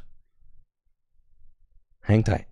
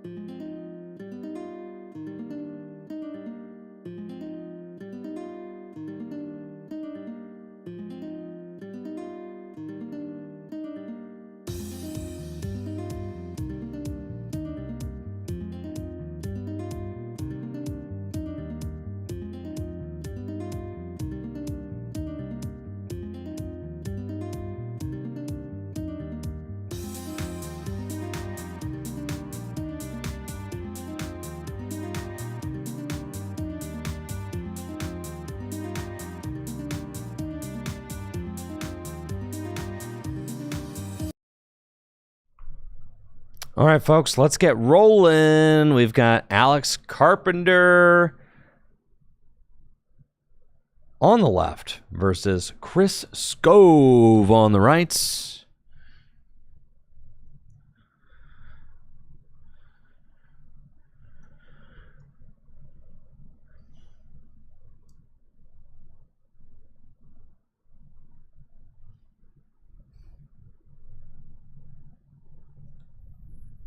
Round number 3 of 4 this evening. Both these players are 2-0.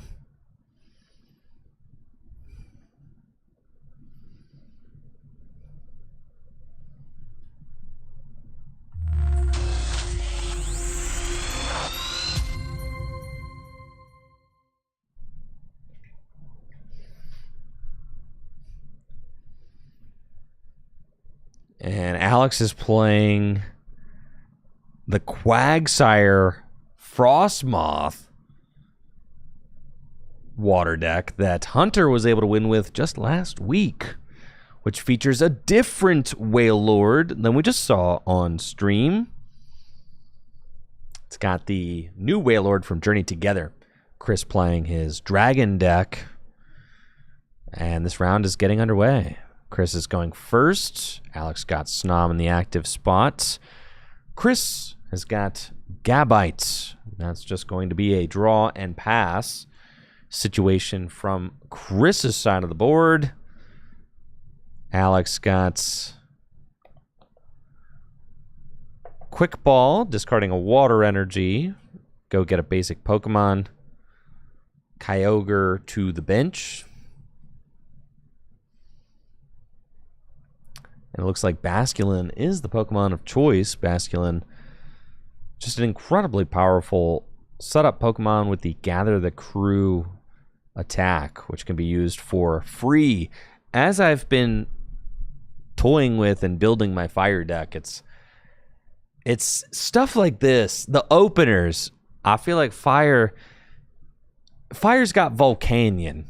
Yeah, but Volcanion can only be used if you go second on the first turn of the game. It's got a narrow use window, and you don't always go second. But Basculin is just really good for setting up pretty much all the time, as is Alolan Vulpix. And I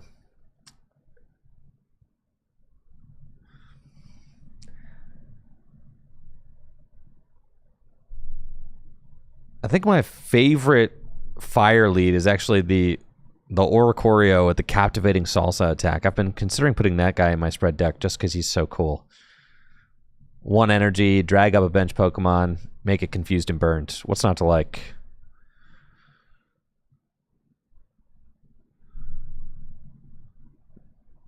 All right, folks, we got a prediction going on. Who do you think is going to win this match? Is it going to be Alex Carpenter on the left or Chris Scove on the right?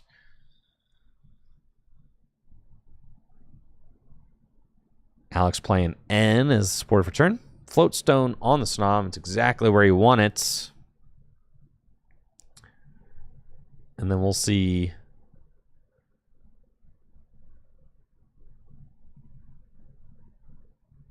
how much Alex is able to set up off of this N. Both players getting 6. I think I see a Nest Ball there. Wailord. Chaotic Swell is good. Prevents cards like Parallel City from coming into play easily. Nest Ball can grab another basic Pokemon and then Gather the Crew can gather 2 more. So Alex is going to have the option to really fill this bench up. Nest Ball, he's going to grab Wailmer. He's got Wailord already in hand. And then Gather the Crew can go get 2 basic water Pokemon, or 2 basic Pokemon, but in this case they're going to be water because Alex is playing a water GLC deck. And that is a pretty good looking bench there. I mean, that is pretty much everything that you want. You would hate to see a Parallel City come down, so the Chaotic Swell is very good. And Chris has got Guzma and Hala, but Chaotic Swell being in play actually does a lot to does a lot of damage to that Guzma and Hala play, because Guzma and Hala could grab a stadium to really help with this whole board state, right? But Chaotic Swell makes it so that if you try to put a stadium in play, it just gets bounced right back. So, bounced to the discard pile, I should say. Now, Chris has got Quick Ball. Can use Quick Ball to go search out a basic Pokemon. And Tatsugiri might be a nice grab, as Tatsugiri can fish out other supporter cards. And it does look like Chris could potentially use something like that to get some other supporters going. It doesn't have a whole lot to work with right now. So,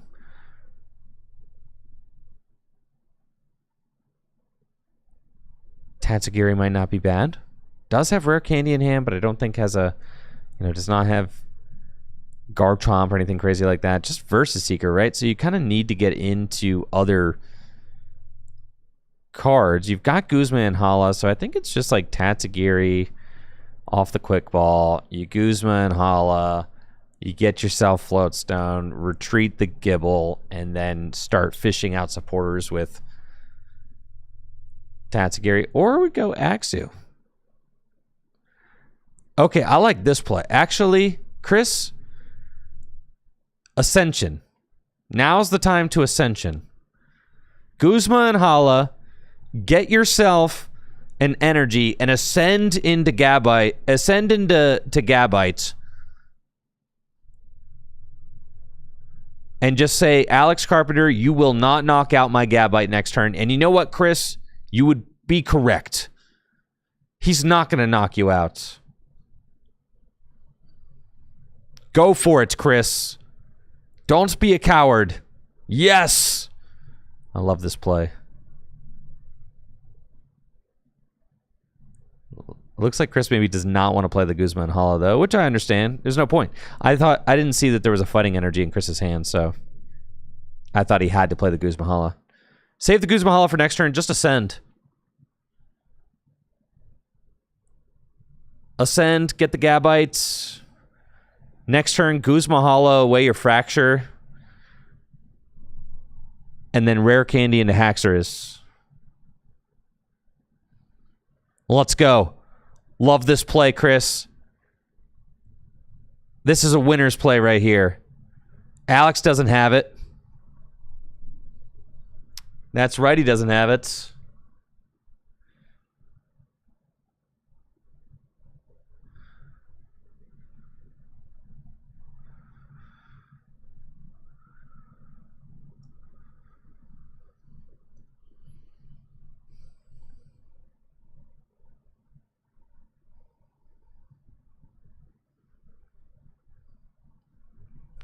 And there is that beautiful Gabite.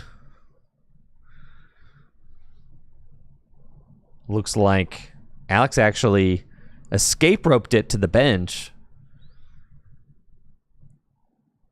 Would need to find Frostmoth and an out to some water energy off of the Tate and Liza. Only getting 5 cards. I mean, it is possible. Alex needs basically a 2-card combo in order to knock out the Gabite this turn. And really, Drizzile can find one of those pieces. So it needs to be 2 water energy and the Moth. There's Level Ball. All right, Alex whiffed it. Level Ball can only get one of those pieces. Level Ball could get the Moth, but doesn't get the energy. Level Ball could get Drizzile, which could also get one of those pieces, but won't get them both. So Alex is going to whiff the attack this turn, which gives Chris an opportunity to work. I mean, Chris has got an attack with like Haxorus this turn if he wants it. It's kind of funny. But he's just facing down a very, very dangerous looking board.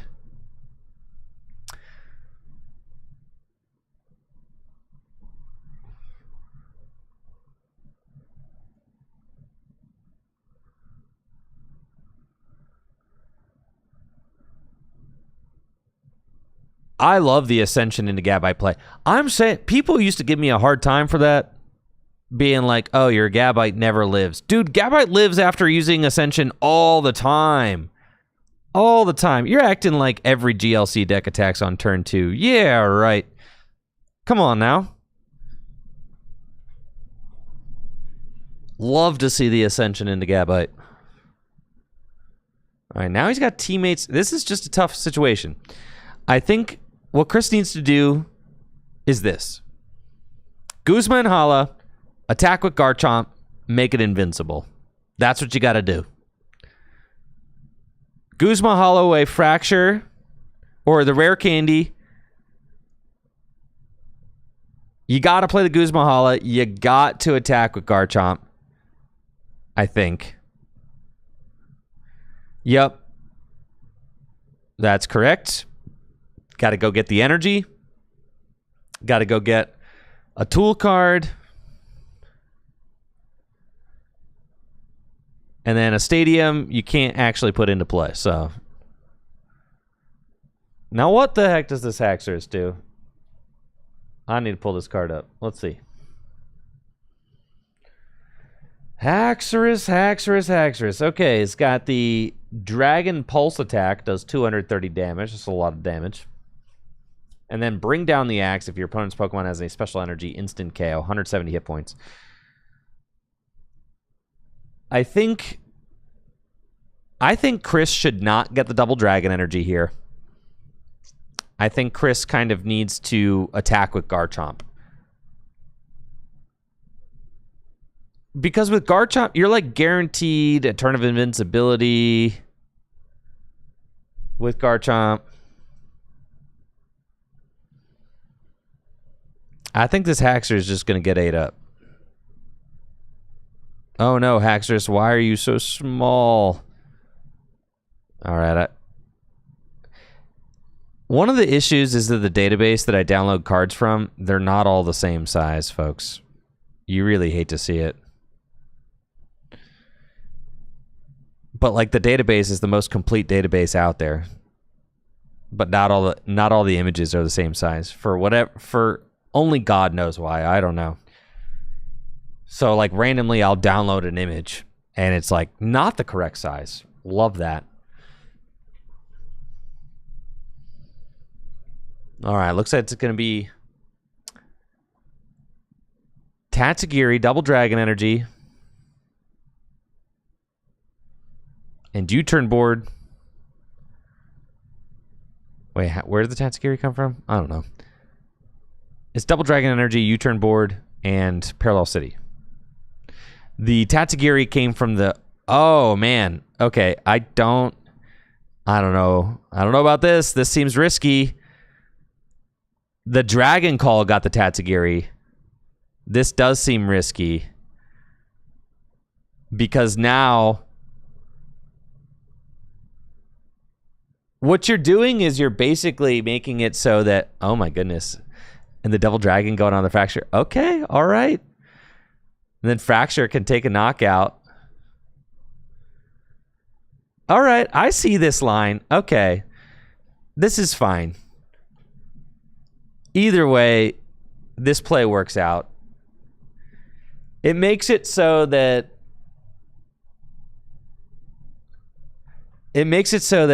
Alex gets to choose who he knocks out. So the reason why I was kind of favoring the Garchomp attack here is because you kind of take the choice away from Alex, where here Alex gets to choose who he's going to knock out, right? And that I'm like less excited about.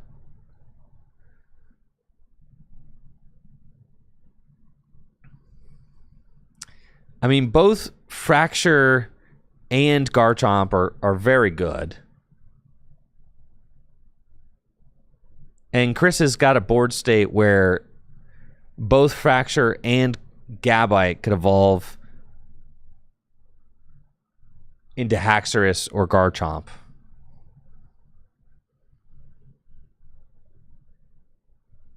Alex is guaranteed got the attack this turn. Quagsire is here, folks. Drizzile, Shady Dealings, Quagsire, Water Energy. It's all clicking. It's all happening. Alex has got everything he could possibly want and is going to choose to knock out the Garchomp. So now Chris has got, I guess basically the end result of this line is the same. You know, he's got access to Haxorus now. The Kyogre kind of wreaking havoc. Can do 180 damage anywhere on the board. But you got to return those energy to your hand when you use the attack. That is the downside.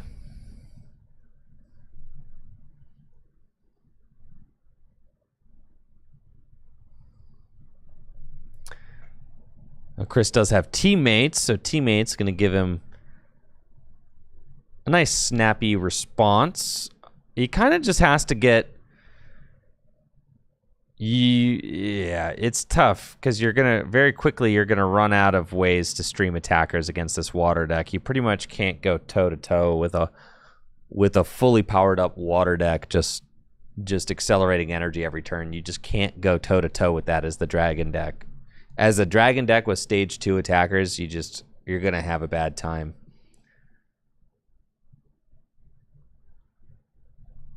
All right, Alex has taken a prize. I'll update the prize counter.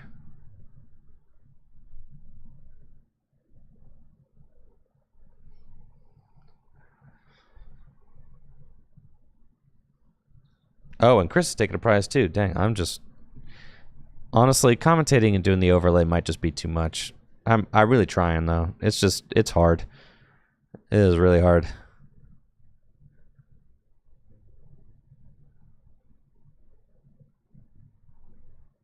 Prizes are the one thing I always forget. All right, teammates can get 2 cards. Evolution Incense can go get the Haxorus. My world's smallest Haxorus. I can fix this right now. Check this out. All right. Chris is taking his time, so I'm going into the overlay depths right here. Why is my Haxorus so small? I don't know. I'm gonna fix it though.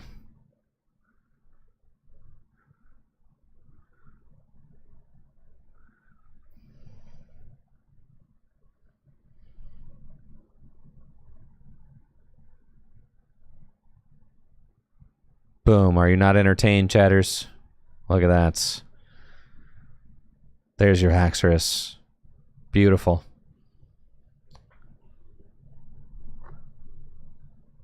Haxorus in all his glory. It's got the Dragon Pulse attack. However,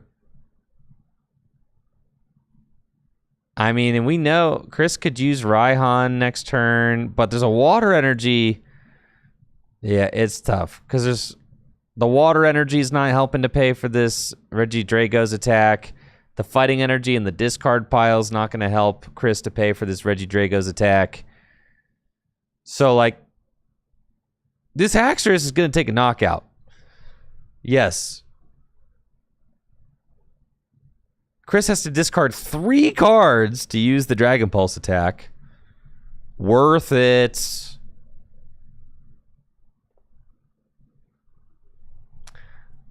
But now, Alex could just ramp energy so easily. Aqua Patch, Ice Dance, Ice Dance, Ice Dance.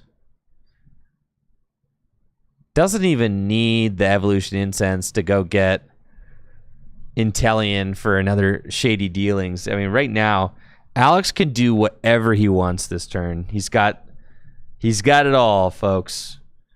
He's got the whale. fully loaded, powered up, 240 hit points.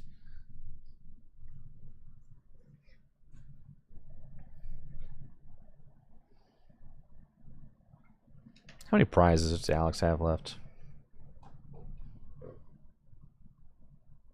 That's 5, chatters. Excellent.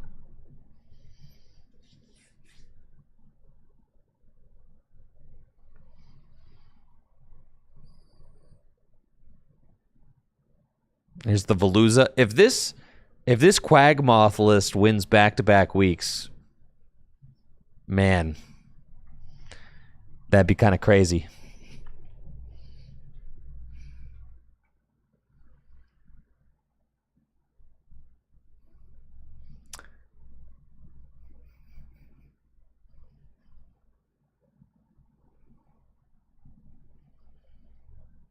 You know, TV boy on YouTube.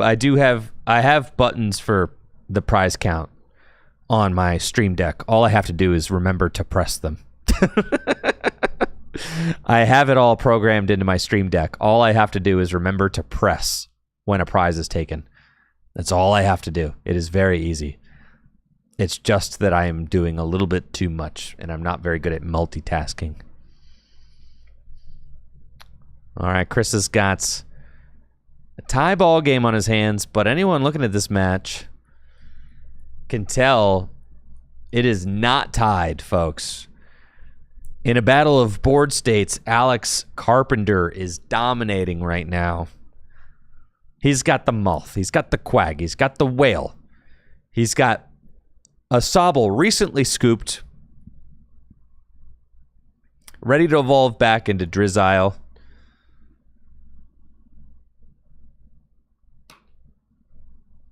And Chris is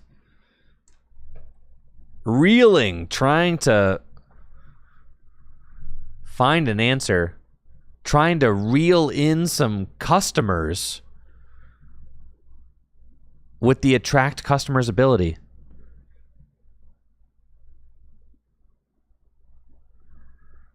And Chris will find Professor's Research. Looks like Juniper wants to be a customer.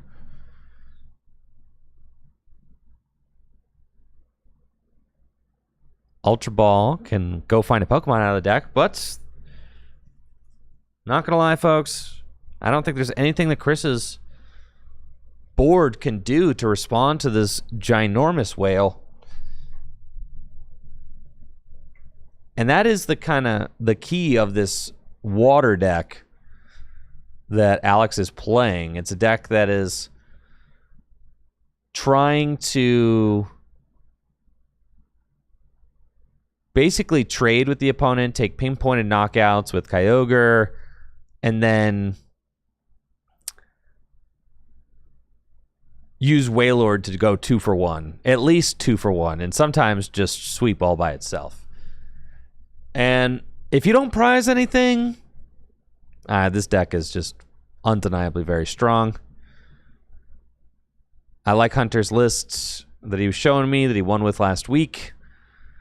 It's solid, well-constructed, lots of consistency cards. And there's certainly something to be gained from playing Frostmoth and Quagsire and not having to set up a stage 2 Pokemon with rare candy like Baxcalibur or Blastoise. If you don't prize the Moth, or if it doesn't get picked off before you get enough energy into play, then you're kind of riding high. But it does come with its downsides too. But so long as you can get enough energy accelerated into play quickly, like right now, Chris can't afford to target down Alex's support Pokemon because there is a fully powered up Wailord in the active spot, right?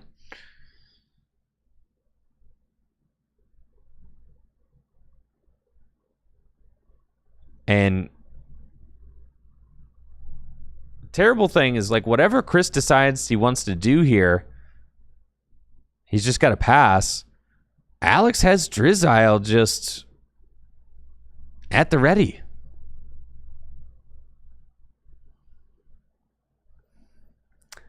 So Drizzile can search out whatever trainer Alex wants.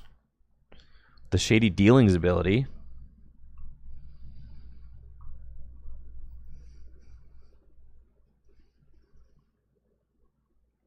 But what does he even want? I mean, he's got everything. More water.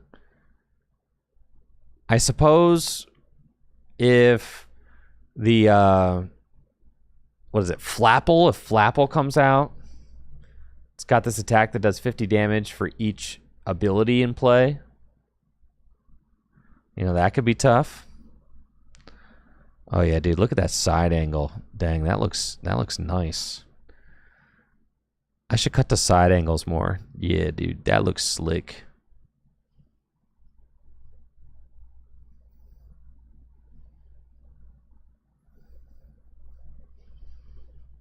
Max Elixir.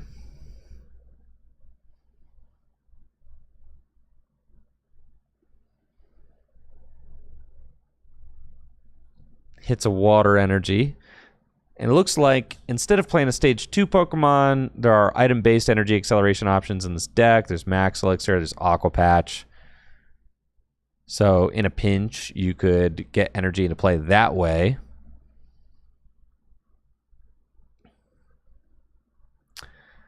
And Guzma makes a lot of sense because the Flapple is the most threatening thing on Chris's board. And this Veluza has got a decent attack. I mean, it's a fine attacker, but the ability is kind of what makes it quite good.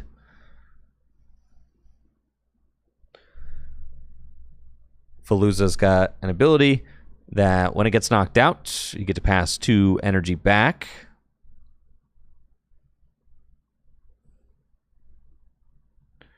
The Fillet Memento ability.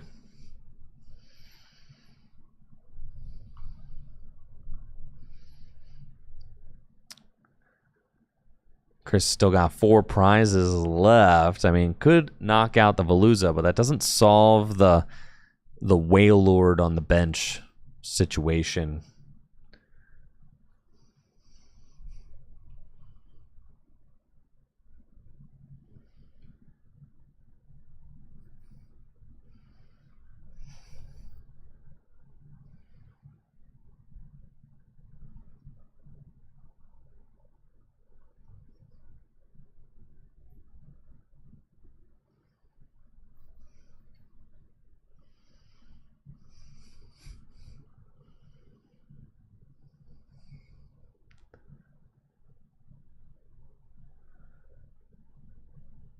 I think Clara kind of makes it. There's just no good option if you're Chris.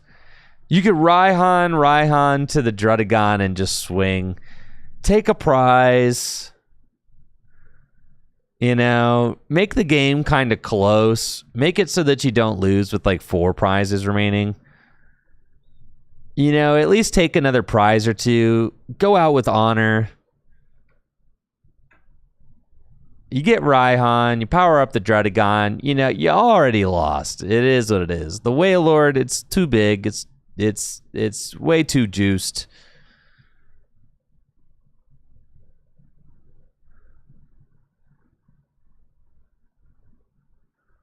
Mysterious Treasure. I can go get the Flapple, but the Applin just died.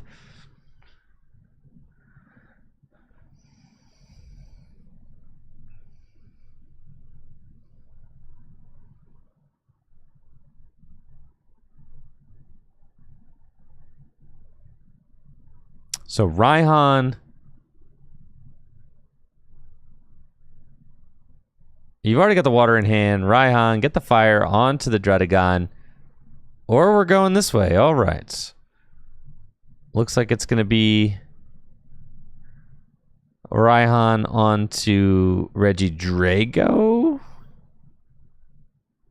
But then you pretty much have to get the blend.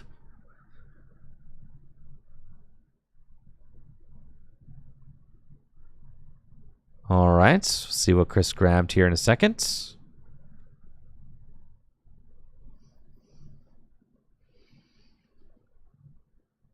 Clara can't Oh, the Aurora energy is already in hand. Okay, cool. Can discard the Flapple. And this Regidrago is swinging. Here he comes with those giant fangs.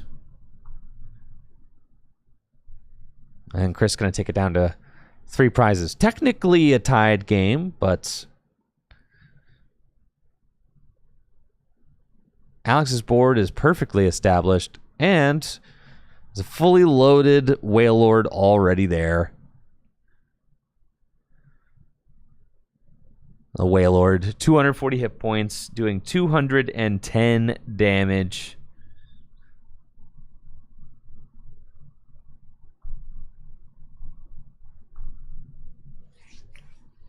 Just so big. So tough to deal with.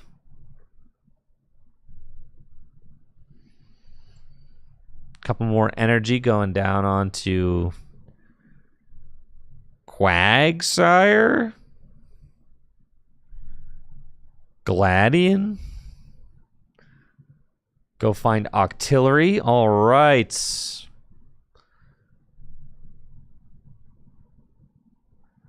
And you can see why cards like Parallel City are kind of, they're like necessary evils in the format, right? Because they keep board states like this in check.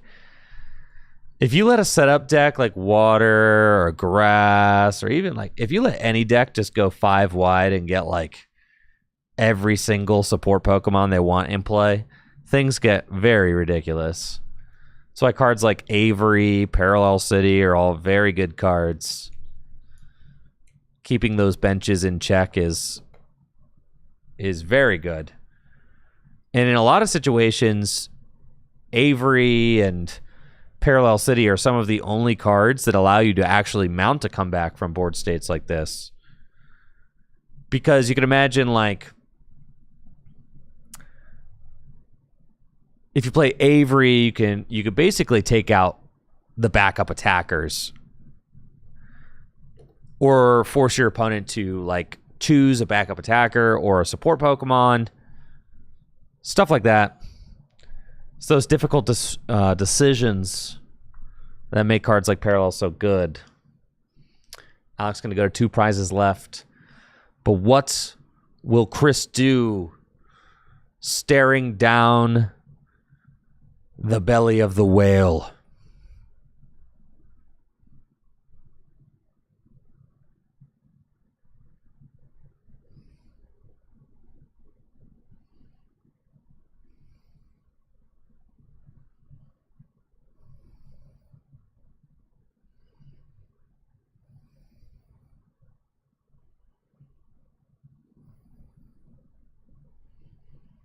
All right, Chris got Crispin.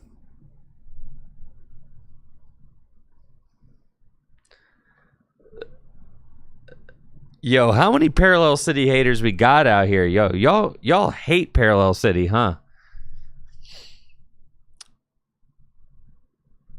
Why hate on Parallel City? Why not just be the Parallel City-er? If you hate Parallel City so much, then play your own Parallel City. Or play Chaotic Swell. Water does enough damage now. It can play Parallel City. So can Grass. Grass does tons of damage.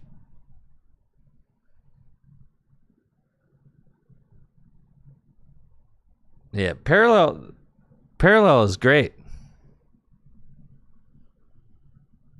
Parallel City is so good that every deck should consider playing it. It's like that ridiculous.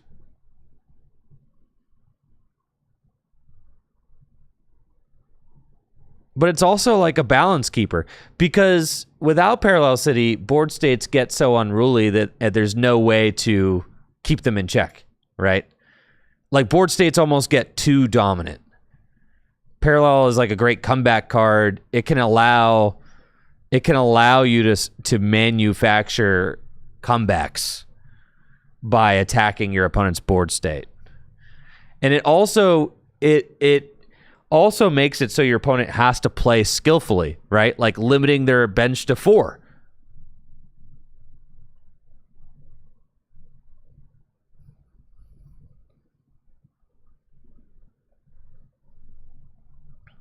So Parallel, forces you to think critically about how you use your resources.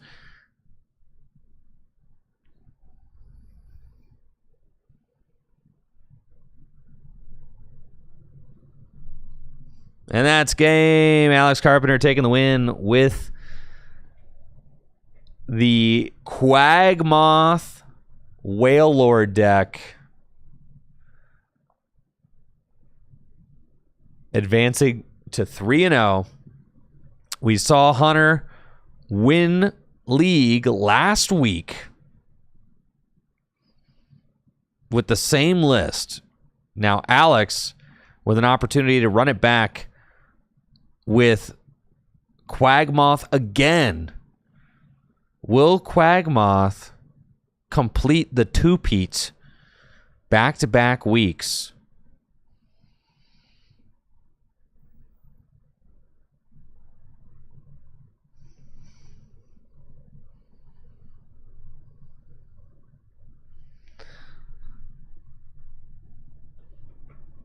Here's a look at the badge board.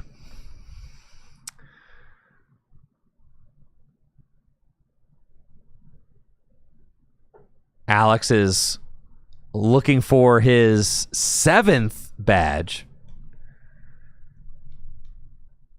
He's already in the lead. This would further extend his lead. JD is in second place with 5 badges, but JD has not shown up multiple weeks in a row now. So JD is just letting the competition glide by.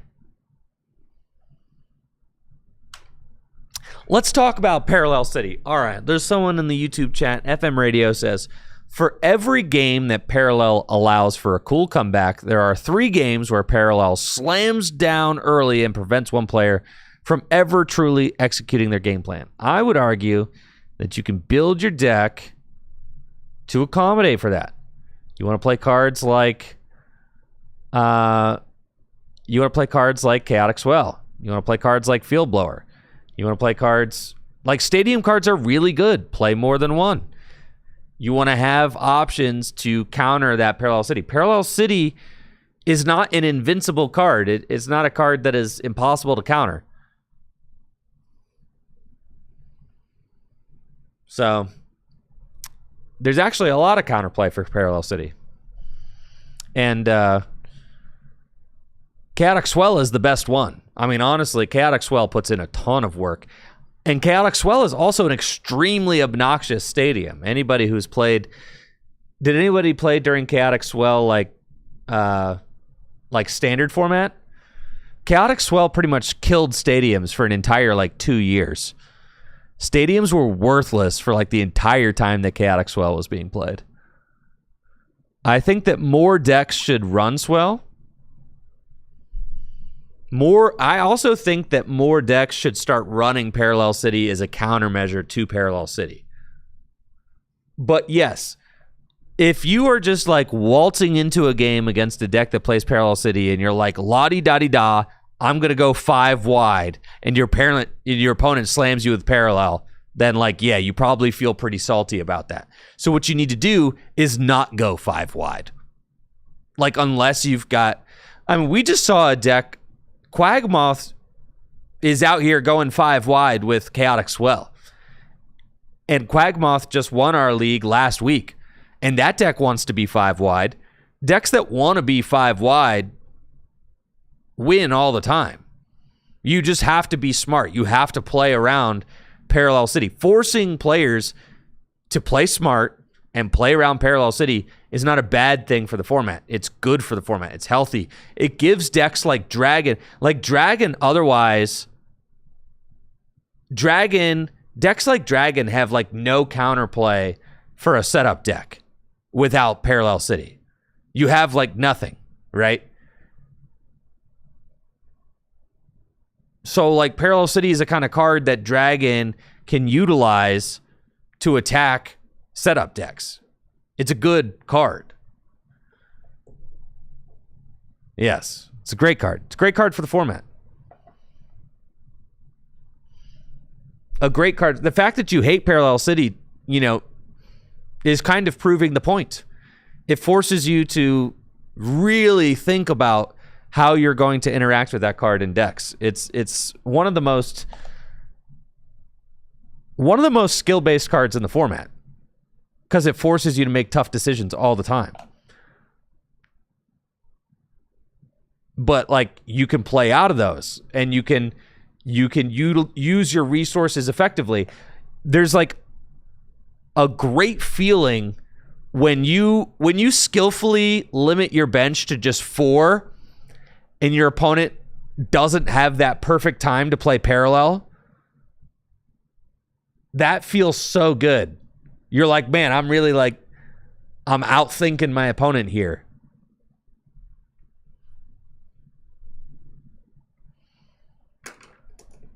Collapse Stadium is terrible. Collapse Stadium is wet noodle Parallel. Nobody would play Collapsed. If Parallel City got banned, which it won't, and it never will, nobody would play Collapse. Collapse is terrible. 4 bench Pokemon? Anybody can operate with 4. Everybody can operate with 4. In fact, Collapse was pretty much only played in Standard to remove your own Pokemon V from your bench, not to disrupt your opponent. Collapse was almost never played as a disruptive card. It was played as a remove my own liability card. Avery is fine, and a lot of decks should play Avery, and I think a lot of decks do play Avery because it is another option to check your opponent's bench without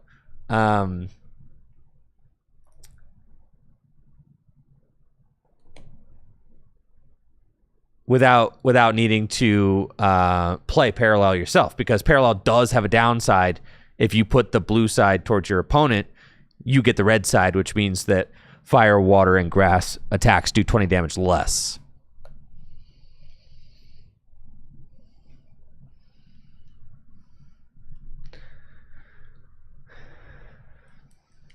Gee, that rocks, CMT. That's cool. Your daughter Avery insists you play Avery in all your GLC decks. Fine. It's a good card.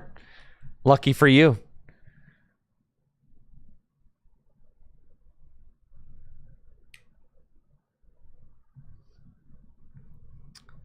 But I think that they're good, healthy skill expression cards.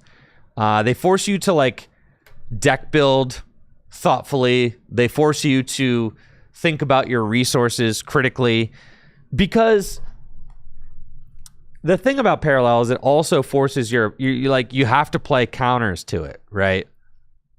You don't have to play counters to Avery. Your opponent plays Avery once and you're like, whatever. It's gone now. The effect on the board is gone as soon as it comes into play. But like something like a hand disruption card plus Parallel City, like that is a problem that you will have to fight your way out of in the game. Which is good. Forcing your opponent to like fight their way out of problems in the game makes the game more interactive, makes the game better. Now, something that Parallel City does do is that it does help. I mean, it is a card that I could imagine it being a card that creates a wider gulf between the good decks and the bad decks, because the good decks and the good players can thoughtfully navigate their way around Parallel, but the bad decks cannot, right? So I can imagine that causing a lot of frustration, because if you are a more casual Gym Leader Challenge player and you're running into Parallel all the time, but the thing is, if it wasn't Parallel, it'd be something else. It'd be Hex Maniac, or it'd be like any of the other really good cards in Gym Leader Challenge. You can't just ban all the good cards. The good cards are fun to play with. It creates like there's like a meta game that exists up here, whereas like all the good cards are interacting together, and it's fun and it's enjoyable, right? I mean, look at Alex's board state. You're telling me you don't want a card that can keep Alex's board state in check? That board state was disgusting. Avery is not enough. Sometimes you got to be able to go like N parallel. N parallel, knock out one of your opponent's bench Pokemon. God, it feels so good to just be able to like decimate like 3 Pokemon. Being able to remove like 3 Pokemon from the board all at once feels insane. Swizzerton with the 2,500 bits. Thank you, Swizzerton. I appreciate it. Bit King. The Bit King. Swizzerton. Thank you so much for your continued support. I really, really appreciate it. Appreciate it, Swizz. Thank you. Thank you, thank you. Thank you very much. Back to my fire spread deck. All right. Like I said, Crisis Punch going in the deck. I probably also need like one more stadium in here because Parallel does hurt my fire spread deck. And guess what? My fire spread deck, all right, it's on the bottom half of like your meta tier list, okay? It's not in the top half. It's in the bottom half. One of the reasons it's in the bottom half is because it doesn't like to see Parallel City. But this list can operate under Parallel City.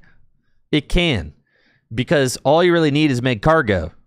And like, that's it. It is pretty low maintenance in that way. You don't need a Charizard set up or anything like that. I'm definitely adding Blacksmith.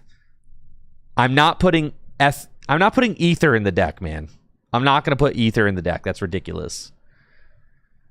Ether. We're not putting Ether in here. All right, well here, okay, what if we cut the Rapidash? Cut the Rapidash, and we're going to put Delphox in the deck. Delphox. This is my favorite fire card, and I am not ashamed to admit it.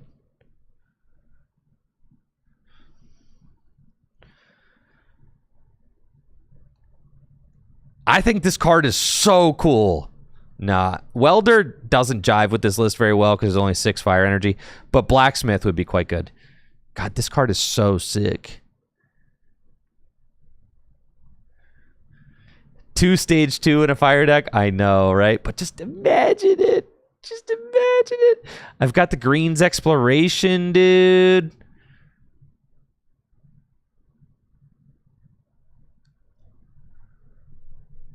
I don't even need that Camerupt. I never attack with it. Camerupt can go. Cut Camerupt. Cut Rapidash. Gain 1 spot. Oh, yeah, I also want to put in... No, I'm just going to put Blacksmith in the deck so that I can attack with Blaziken back-to-back turns. You can already attack with Blaziken back-to-back turns if you put the Burning Energy on it. That's what the Burning Energy is for. Burning Energy makes it so that you can attack with Blaziken back-to-back turns.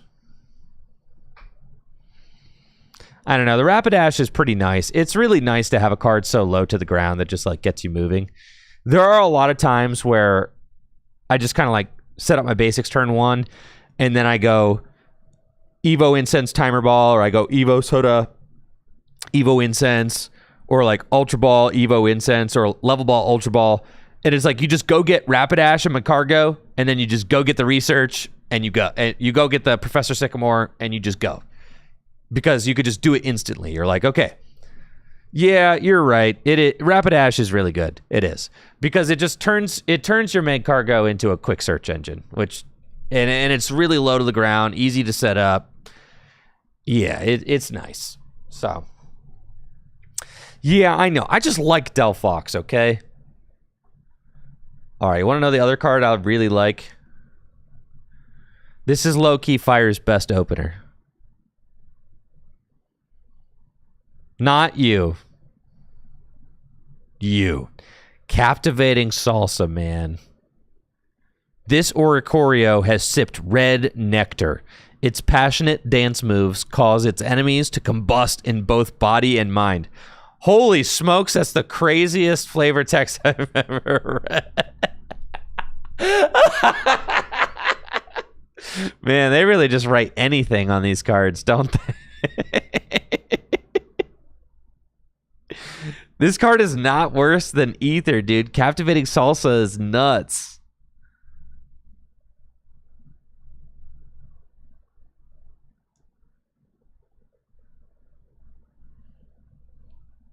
It's a gust, it confuses, and it burns. It is a staple in Fire Mill, I know. But really, what's the difference between spreading and burning? So, like, this is a fire spread deck. Are you not spreading damage? You're definitely spreading damage. You're spreading burn damage onto some Pokemon. Some poor soul you bring into the active spot. It allows you to kind of like chase down an attacker before it gets like built up. You can like get ahead of it, bring it in the active spot. I like this card. I think this card's going in my fire deck for sure. So this is a problem, is there's like no good, there's no good like lead in the fire deck. It's like Volcanion. But I don't even know if I want to. Volcanion can only attack on one turn of the game effectively, and honestly, the fire spread deck doesn't even need all those energy. I mean, you only play 6 fire energy.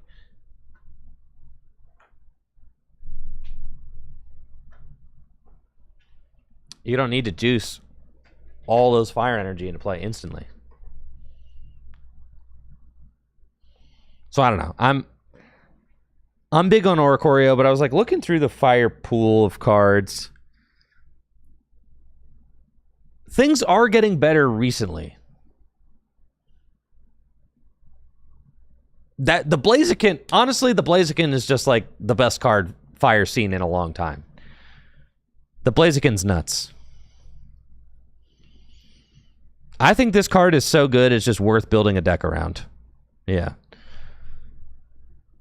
Discard 2 energy from this Pokemon, 120 to one of your opponent's best Pokemon. I mean, that's just great. 170 hit points. Yeah, that's just, it's just a good card. That's a good card. It's worth it. A lot of times, stage 2 attackers have the problem of like not being worth it. But that, I mean, that attack just kind of is worth it. You can just win games with that attack.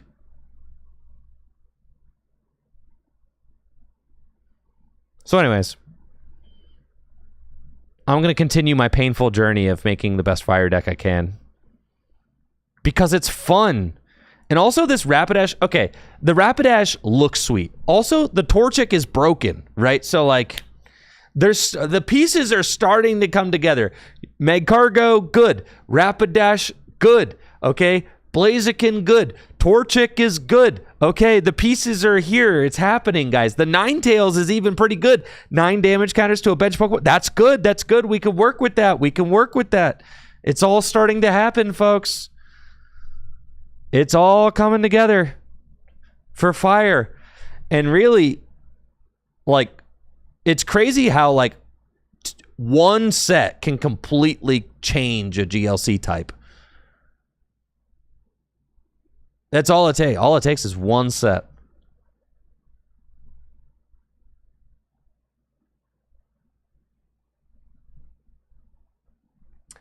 Having one single stage 2 attacker is not bad. Because if the rest of your deck is like not dependent on that, then you can kind of just set it up in the background, right? But then the cool thing about Blaziken is that the Torchic is also good. All they need to do is print like a good Combuskin, and we've got it, right? Because the Torchic is really good. The Blaziken is now really good. Previously, there was no real good Blaziken. Now we've got a good Blaziken. We've got a good Torchic. Like, okay, all just give us a good Combuskin, dude. But honestly, Combuskin is just worth playing because it's the funniest shaped Pokemon there is.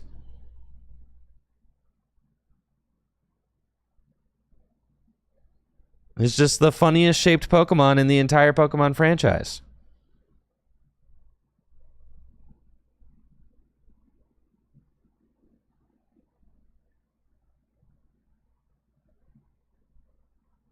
Can Fran stop Alex? Oh, man, we've got ourselves a real game here, folks. Round number 4, Alex Carpenter versus Fran Steigar. Let's go, folks.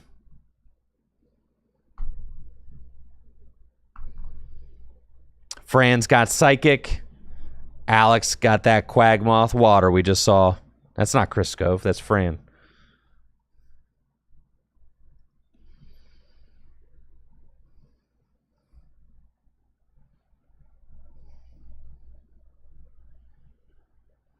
And Fran is 2-0-1. All right. It's a win and win situation here, folks. Round 4 of Full Grip Games Gym Leader Challenge League. The winner of this earns the badge. The winner earns the badge, folks. If Alex wins, he gets his water badge. If Fran wins, she gets her psychic badge.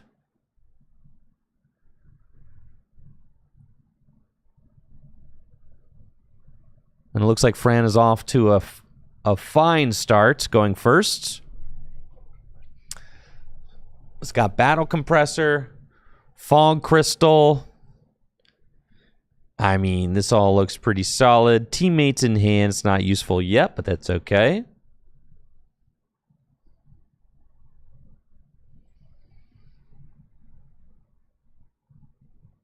Quick Ball. The Mimikyu is not super useful. Mimikyu could come in and actually copy Kyogre. Mimikyu not useful against this particular Wailord. But Mimikyu copying Kyogre could be kind of nuts.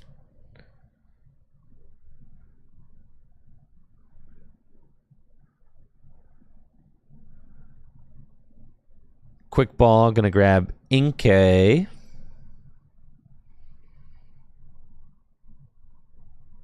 Now, Psychic is one of the decks that has good counterplay to what Alex is trying to do with the Water deck. So this should be a good final match here.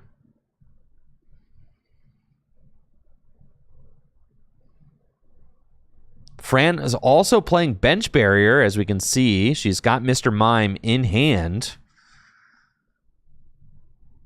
So Mr. Mime could help to protect against that Kyogre.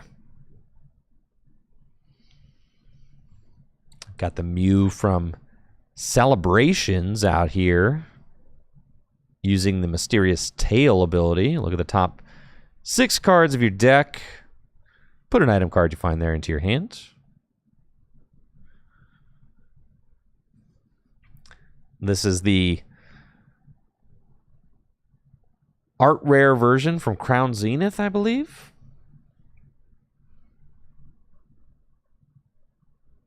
And man, tell you what, I do not miss those yellow borders. Look how much nicer the Ralts looks.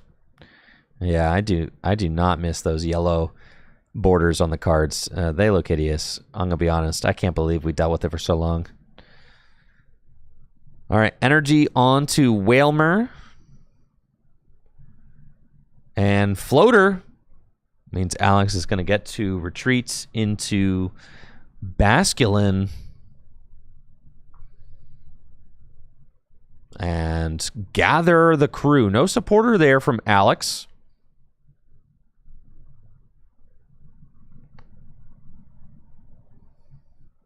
But does have Level Ball in hand. So if he's got Sobble,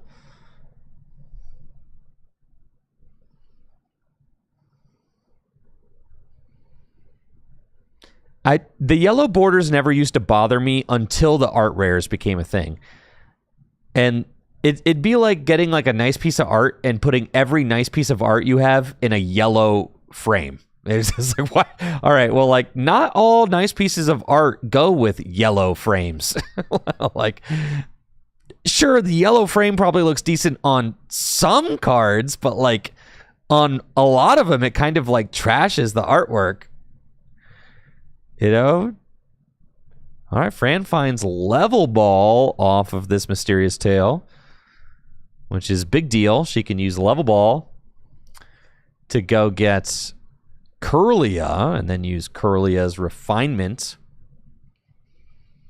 Start chugging through this deck. Looks like Fran is going to waste no time with the Giratina Distortion Door. Place a couple damage counters onto Alex's board. Snom and Whalmer getting hit. And then Alex going for the Remoraid over Sobble. Maybe Sobble's prized. Remoraid can evolve into Octillery. Level Ball can search out Octillery. Octillery's only got 90 HP.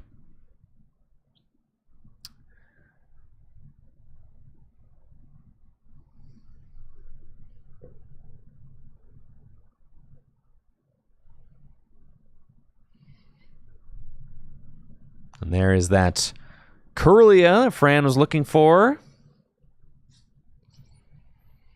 She'll be able to evolve into Curlia, use refinements, and something really interesting about Fran's list is she is playing the Gardevoir that allows you to draw 2 cards and attach a psychic energy you find there to one of your Pokemon. Shining Arcana, yes. It's the one that was played in standard formats. Fran might want to think twice about getting rid of the Mr. Mime. Mr. Mime is very good in this matchup. Can protect her bench from Kyogre.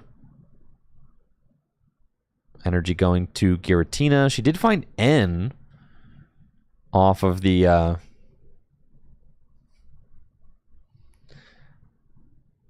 Did find N off the draw there.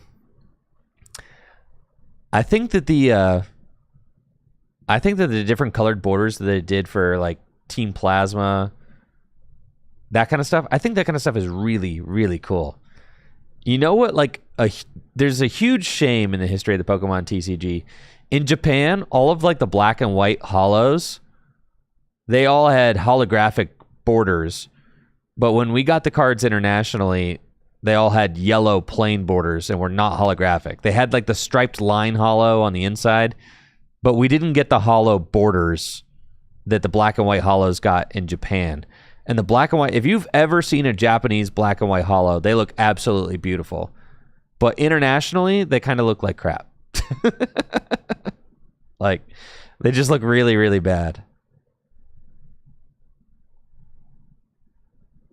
All right. Fran's got Malamar. Can use the Psychic Recharge ability. Gets another energy online. We see Mysterious Treasure and Ultra Ball. Iono for next turn. I don't think there's going to be an attack going on. I would have really liked to see Fran keep that Mr. Mime and put it into play. And there's Chaotic Swell. And we see how, you know, I think that the play and counterplay between Chaotic Swell and Parallel, I think that's a really neat interaction in Gym Leader Challenge format. Decks that want to go wide play Chaotic Swell to protect against Parallel City. Decks that wants to disrupt more setup decks, you know, like Psychic will play Parallel City just as a layer of disruption against setup decks. But now with Chaotic Swell in play, Fran can't just slam down Parallel City or Dimension Valley for that matter. I mean, Chaotic Swell is like also a really disruptive stadium.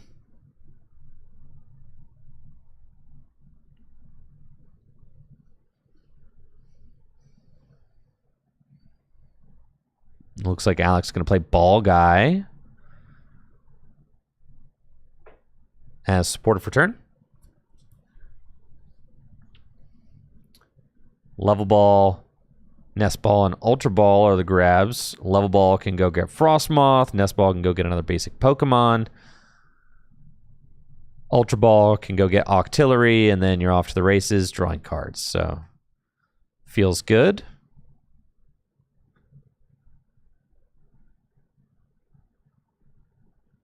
And then Wooper is the other choice.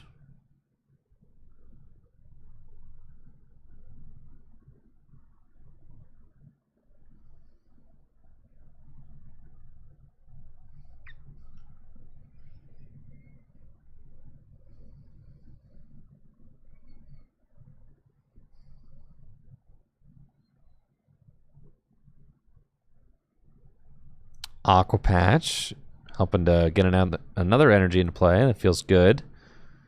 And then Octillery, Abyssal Hand, draw 3. And Letter there. Wow, I mean, Alex is really close to having a turn 2 attack. But not quite. I'm just barely missing a piece. Really the Whale Lord, right?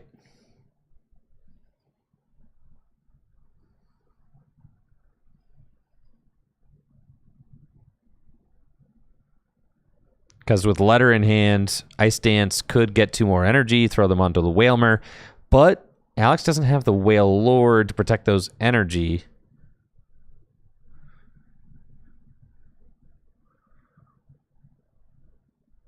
So now Alex kind of realizing how close he is to the badge. Going to play a little bit more carefully. Alex doing things like checking the discard pile, thinking about his play critically, checking all of his resources, right?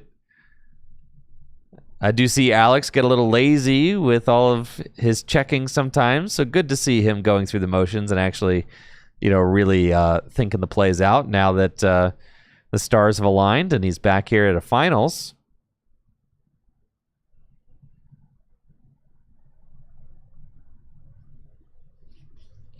I think he needs to commit a 3rd energy to the Whalmer.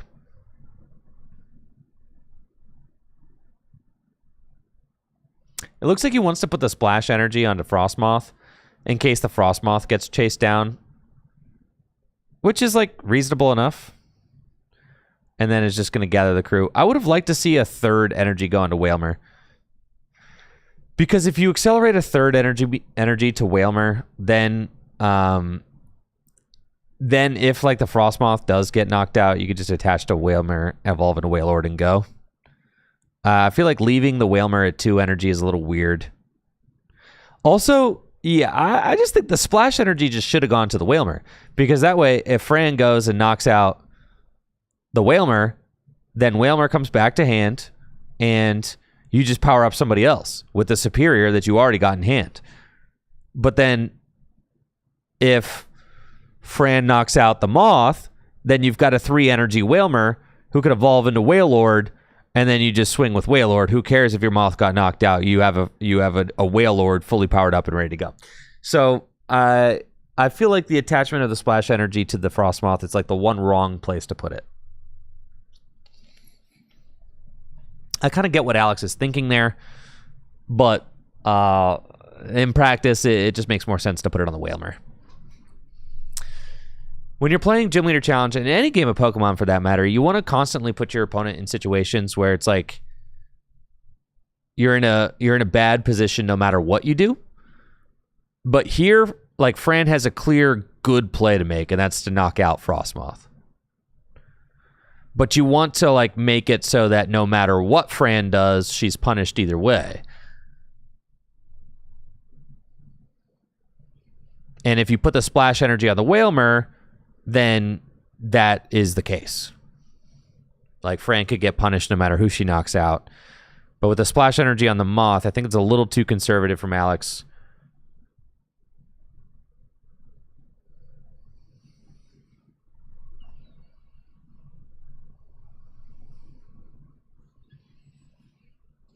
I guess the thought is with Veluza there, if the Moth does get knocked out, you could move the energy from Whalmer up to Veluza and attack with a Veluza, I suppose.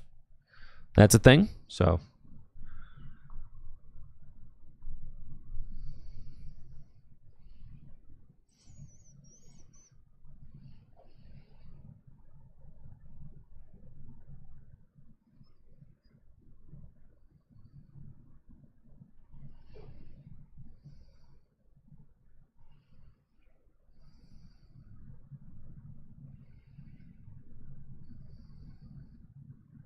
A Mysterious Treasure.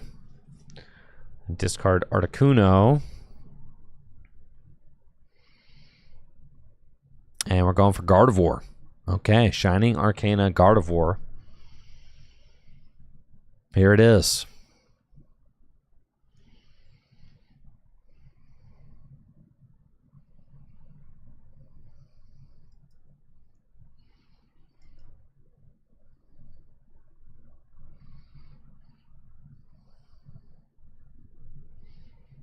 And been a while since I've seen a Brainwave.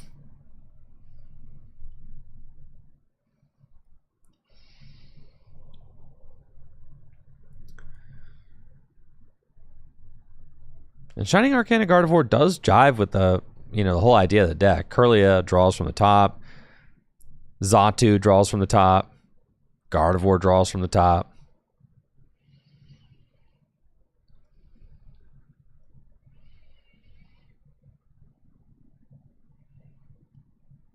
And you see how powerful a card like Avery would be right here.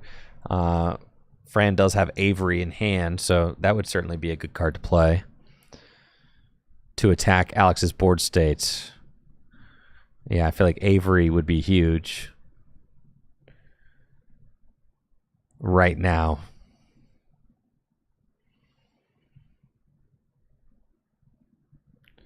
It feels like a good time to play Avery. Knocking out the Basculin doesn't really matter.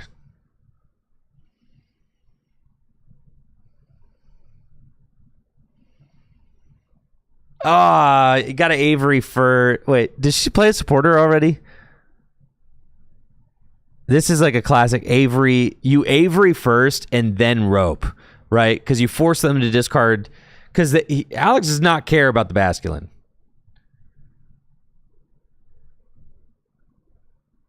So if you Avery first, then rope, then you force up a card that Alex really wants to keep. Right?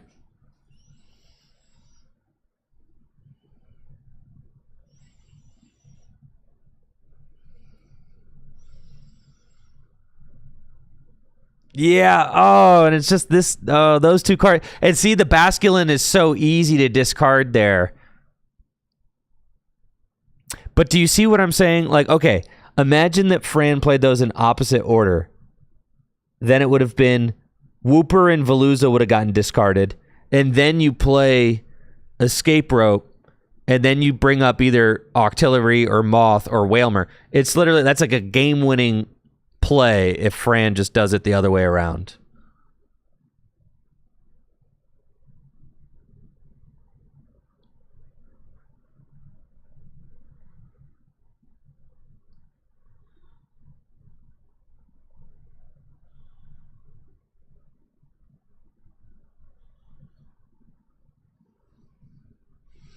So tough.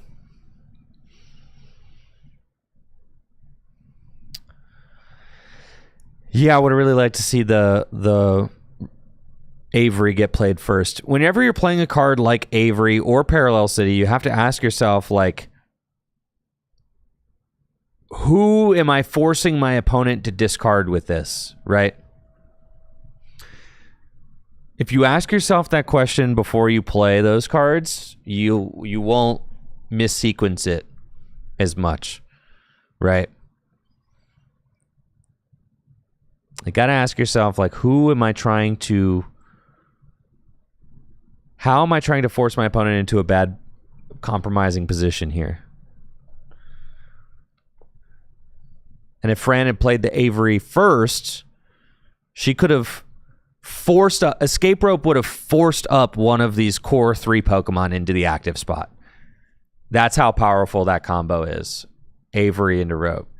But since she roped first, she gave Alex the opportunity to discard the Basculin, which is the opposite of what you want to do. You really don't want to give your opponent that option.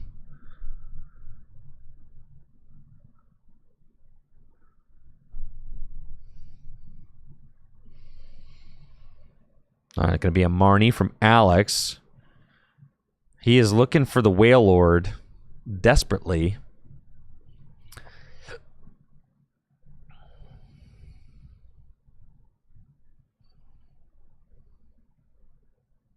It's got Kyogre. Does not see the Wailord, I don't think. And doesn't have the Moth, so can't act, or doesn't have the Quagsire, so can't.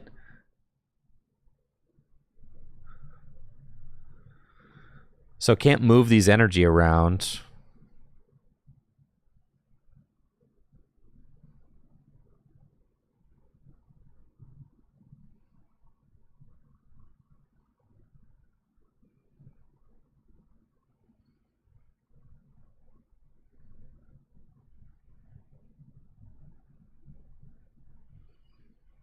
Okay, for 2. Finds Quick Ball, still not there.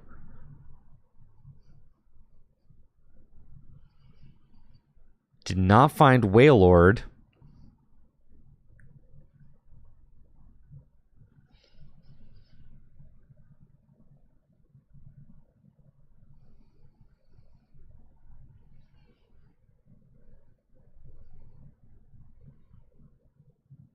All right, Quick Ball going to discard Drizzile.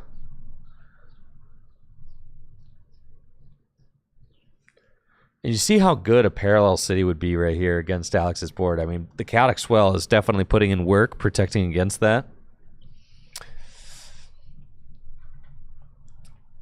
And not only does Chaotic Swell protect against Parallel City, it also just eats up whatever stadium your opponent is trying to use.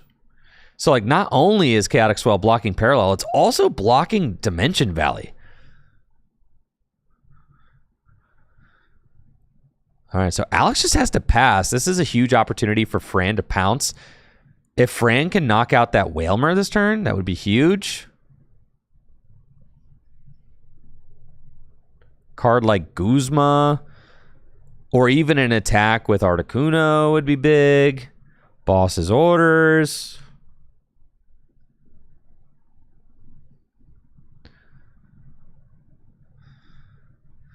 Looks like Fran's going to grab Teammates.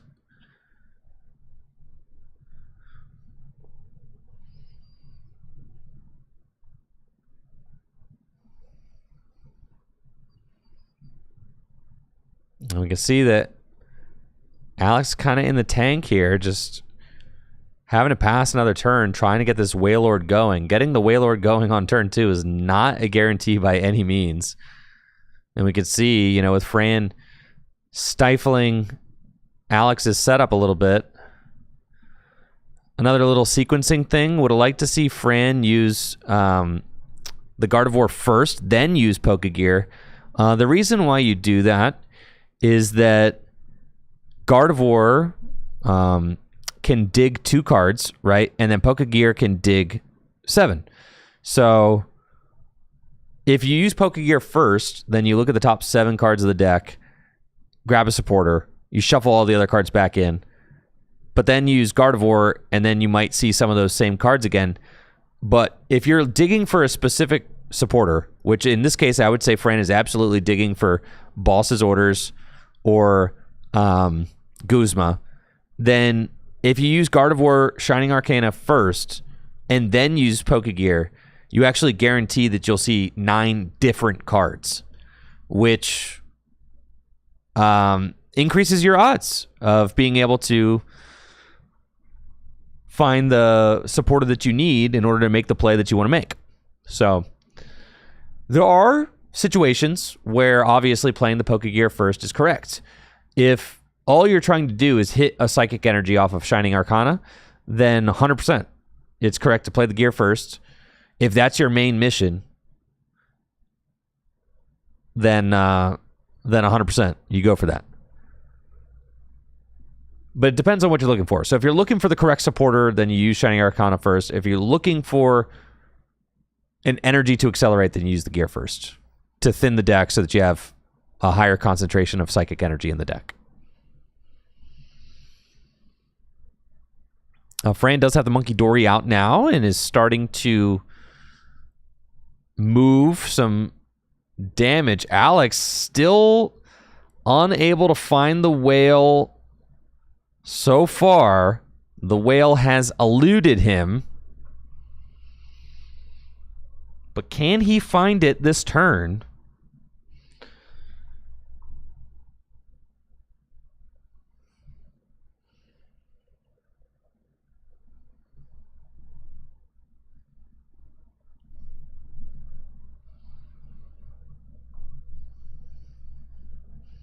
Rescue Stretcher for Whooper back.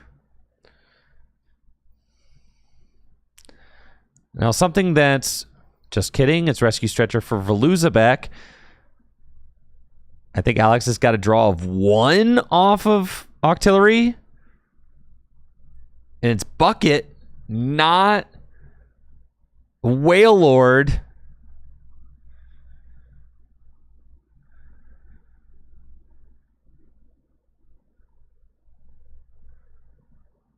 There's only 1 water energy left in the deck. Oh, brother. Things are getting hectic out here. This Giratina is just running the show. You see how big it was? Just like literally the Avery has made such a big difference against this deck.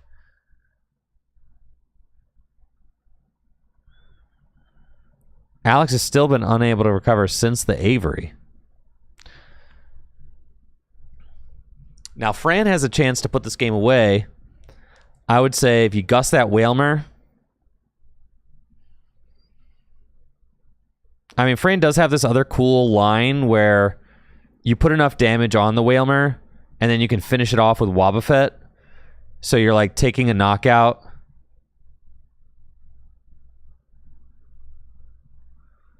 While also ability locking. Fran does find a Psychic off of the Gardevoir. Can just attach that.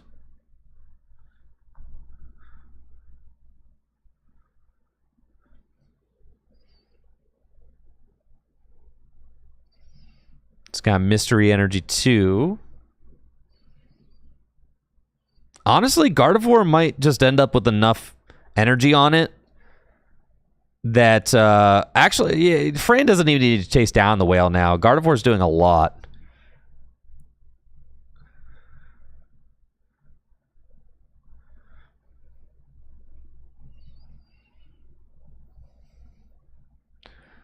Yeah, at this point, yeah, that's a big Guardy. Oh, it's the Guzma! Here it comes! Dude, this Guardy is smoking stuff right now. Let's go. Fran going to 3 prizes left. Guardy Brainwave for the knockout on Whalmer.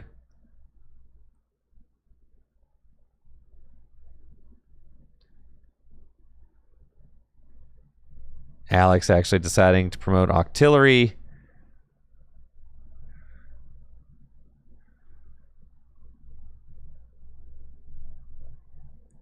What is this card here?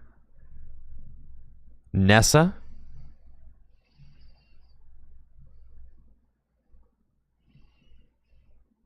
Nessa is good for recovering those water Pokemon and energy, and Alex needs a lot. I mean, he's got 2 water. He's going to put those straight onto the Veluza with Ice Dance, Whooper, and Whalmer. I don't think he can actually move the Octillery, though. So, unless it's a Floatstone right here. It's the Wailord, the long-lost Wailord. So now Alex just has to pass.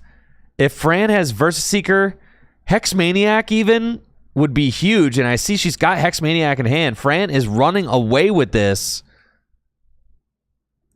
Is that a Hex? No, it's a Bird Keeper, right? It's not a Hex.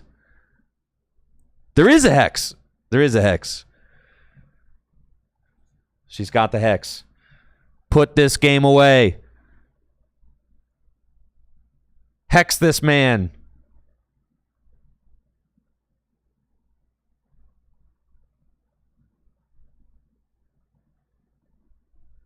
Or just Bird Keeper and like keep the... I don't mind using Bird Keeper and just keeping the Guardy safe on the bench. Just go in with Tina this turn. Put another 4 damage counters on your own board. You could also just retreat the Guardy attack with Tina and Hex. That actually is probably like the premier play.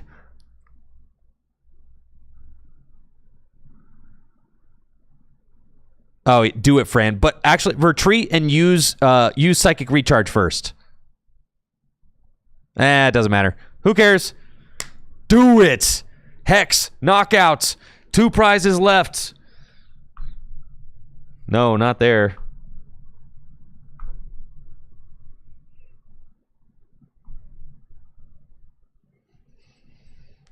Now Fran getting Averied, but she does not care. She'll get rid of Mew and Wob. That's no problem.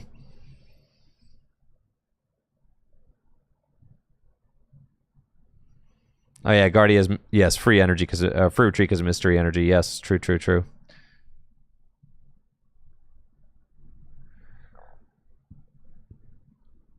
So no abilities can be used this turn. Right now,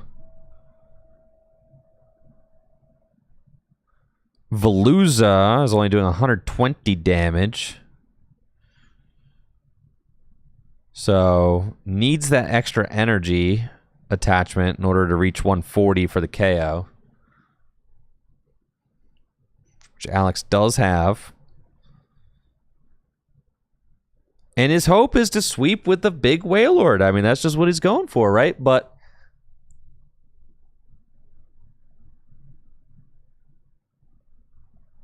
Alex could go 4 prizes. And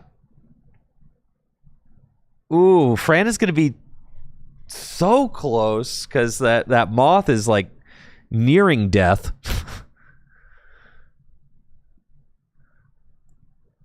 Giratina's got a knockout guaranteed on the Veluza.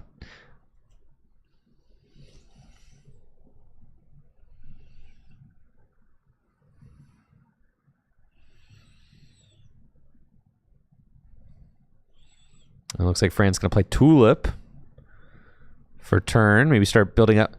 Oh, could we see? Yes, the Articuno. Here comes Articuno. Cruel Charge.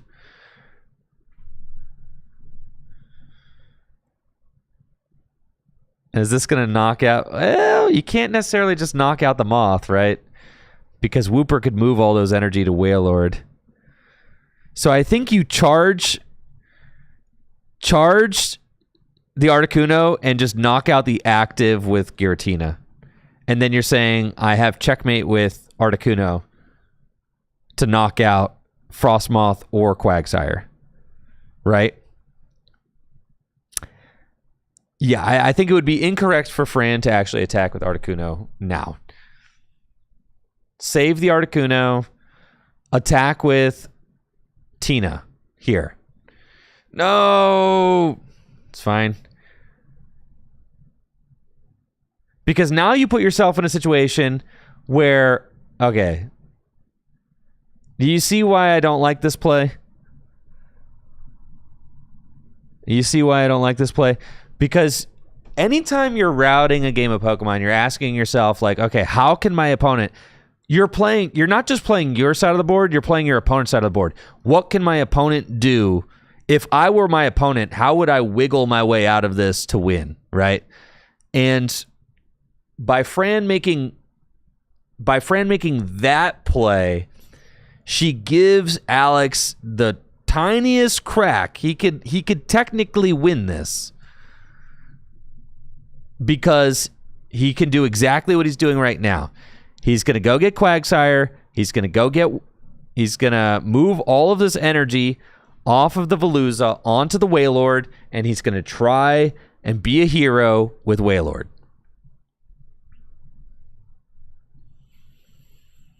And here we go.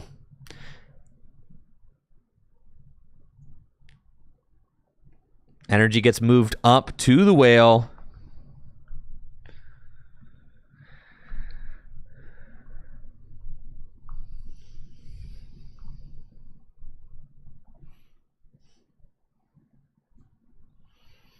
Going to be a close finish here, folks.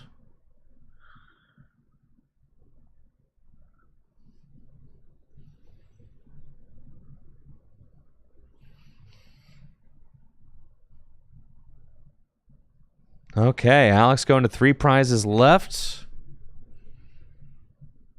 Does Fran have it? I mean, she could swing into the whale and just start charging energy to the Articuno, and you get yourself right back, you know, right back to where you could have been this turn, where you just attack with Articuno for game.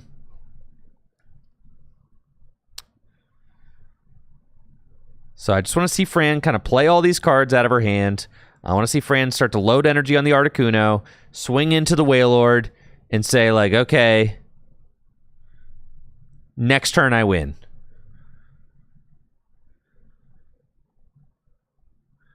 Yep, play all of these cards. Lusamine for Dimension Valley. Oh my gosh, she's so close. If she had an energy in hand, I think she just wins. Yeah. Because Lusamine for Dimension Valley, Psychic Recharge to the Articuno, and swing. And she just wins. It doesn't have all that, though.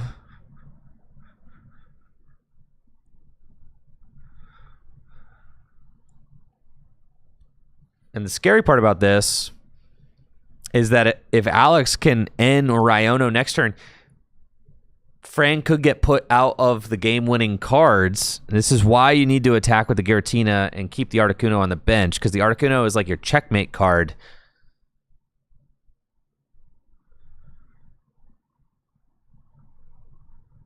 Birdkeeper is fine just to see more cards.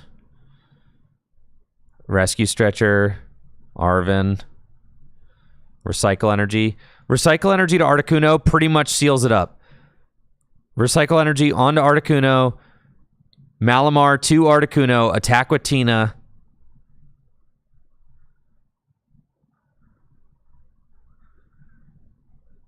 There we go, Fran.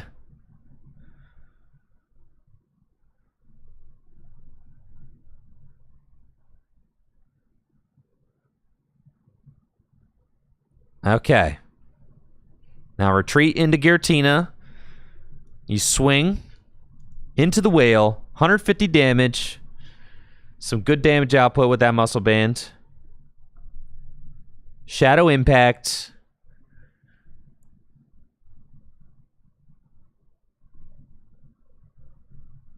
Just got to go in with the Tina. Here we go. That's the correct line.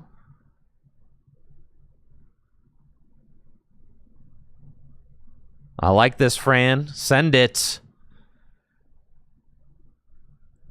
150 with Shadow Impact. All right, now with a play like that, Fran should be in the clear. There's a world where Alex goes like, I don't know. Even Kyogre really doesn't do it. Yeah, it's. I think Alex is probably checkmated here. Trying to think through all his lines.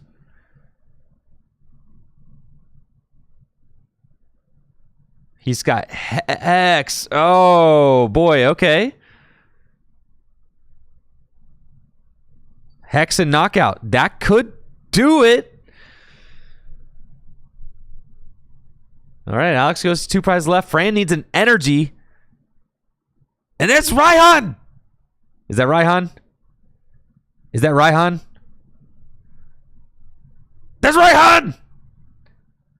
GG's! Fran wins! Let's go! And Fran has earned another badge here at Full Grip Games. 3-0-1. The Fran Leavers are eating good. The Fran clan got to be feeling themselves tonight. Fran with the big dub with Psychic, taking down the badge leader Alex stopping the two-peat. We almost had Quagmoth win back-to-back weeks, and you could see the disappointment on Alex's face. You can really see it. Fran, on the other hand, pure elation. Look at that joy. You can tell how stoked she is. Look at the stoke. GG's, y'all. GG's. All right, that's it for the stream. Thank you all so much for watching. Tune in Saturday. Chris Fulop and I are going to be streaming Sun and Moon to Lost Thunder tournaments here at Full Grip Games. Starts at noon Eastern time. We're going to be getting started a little bit before then.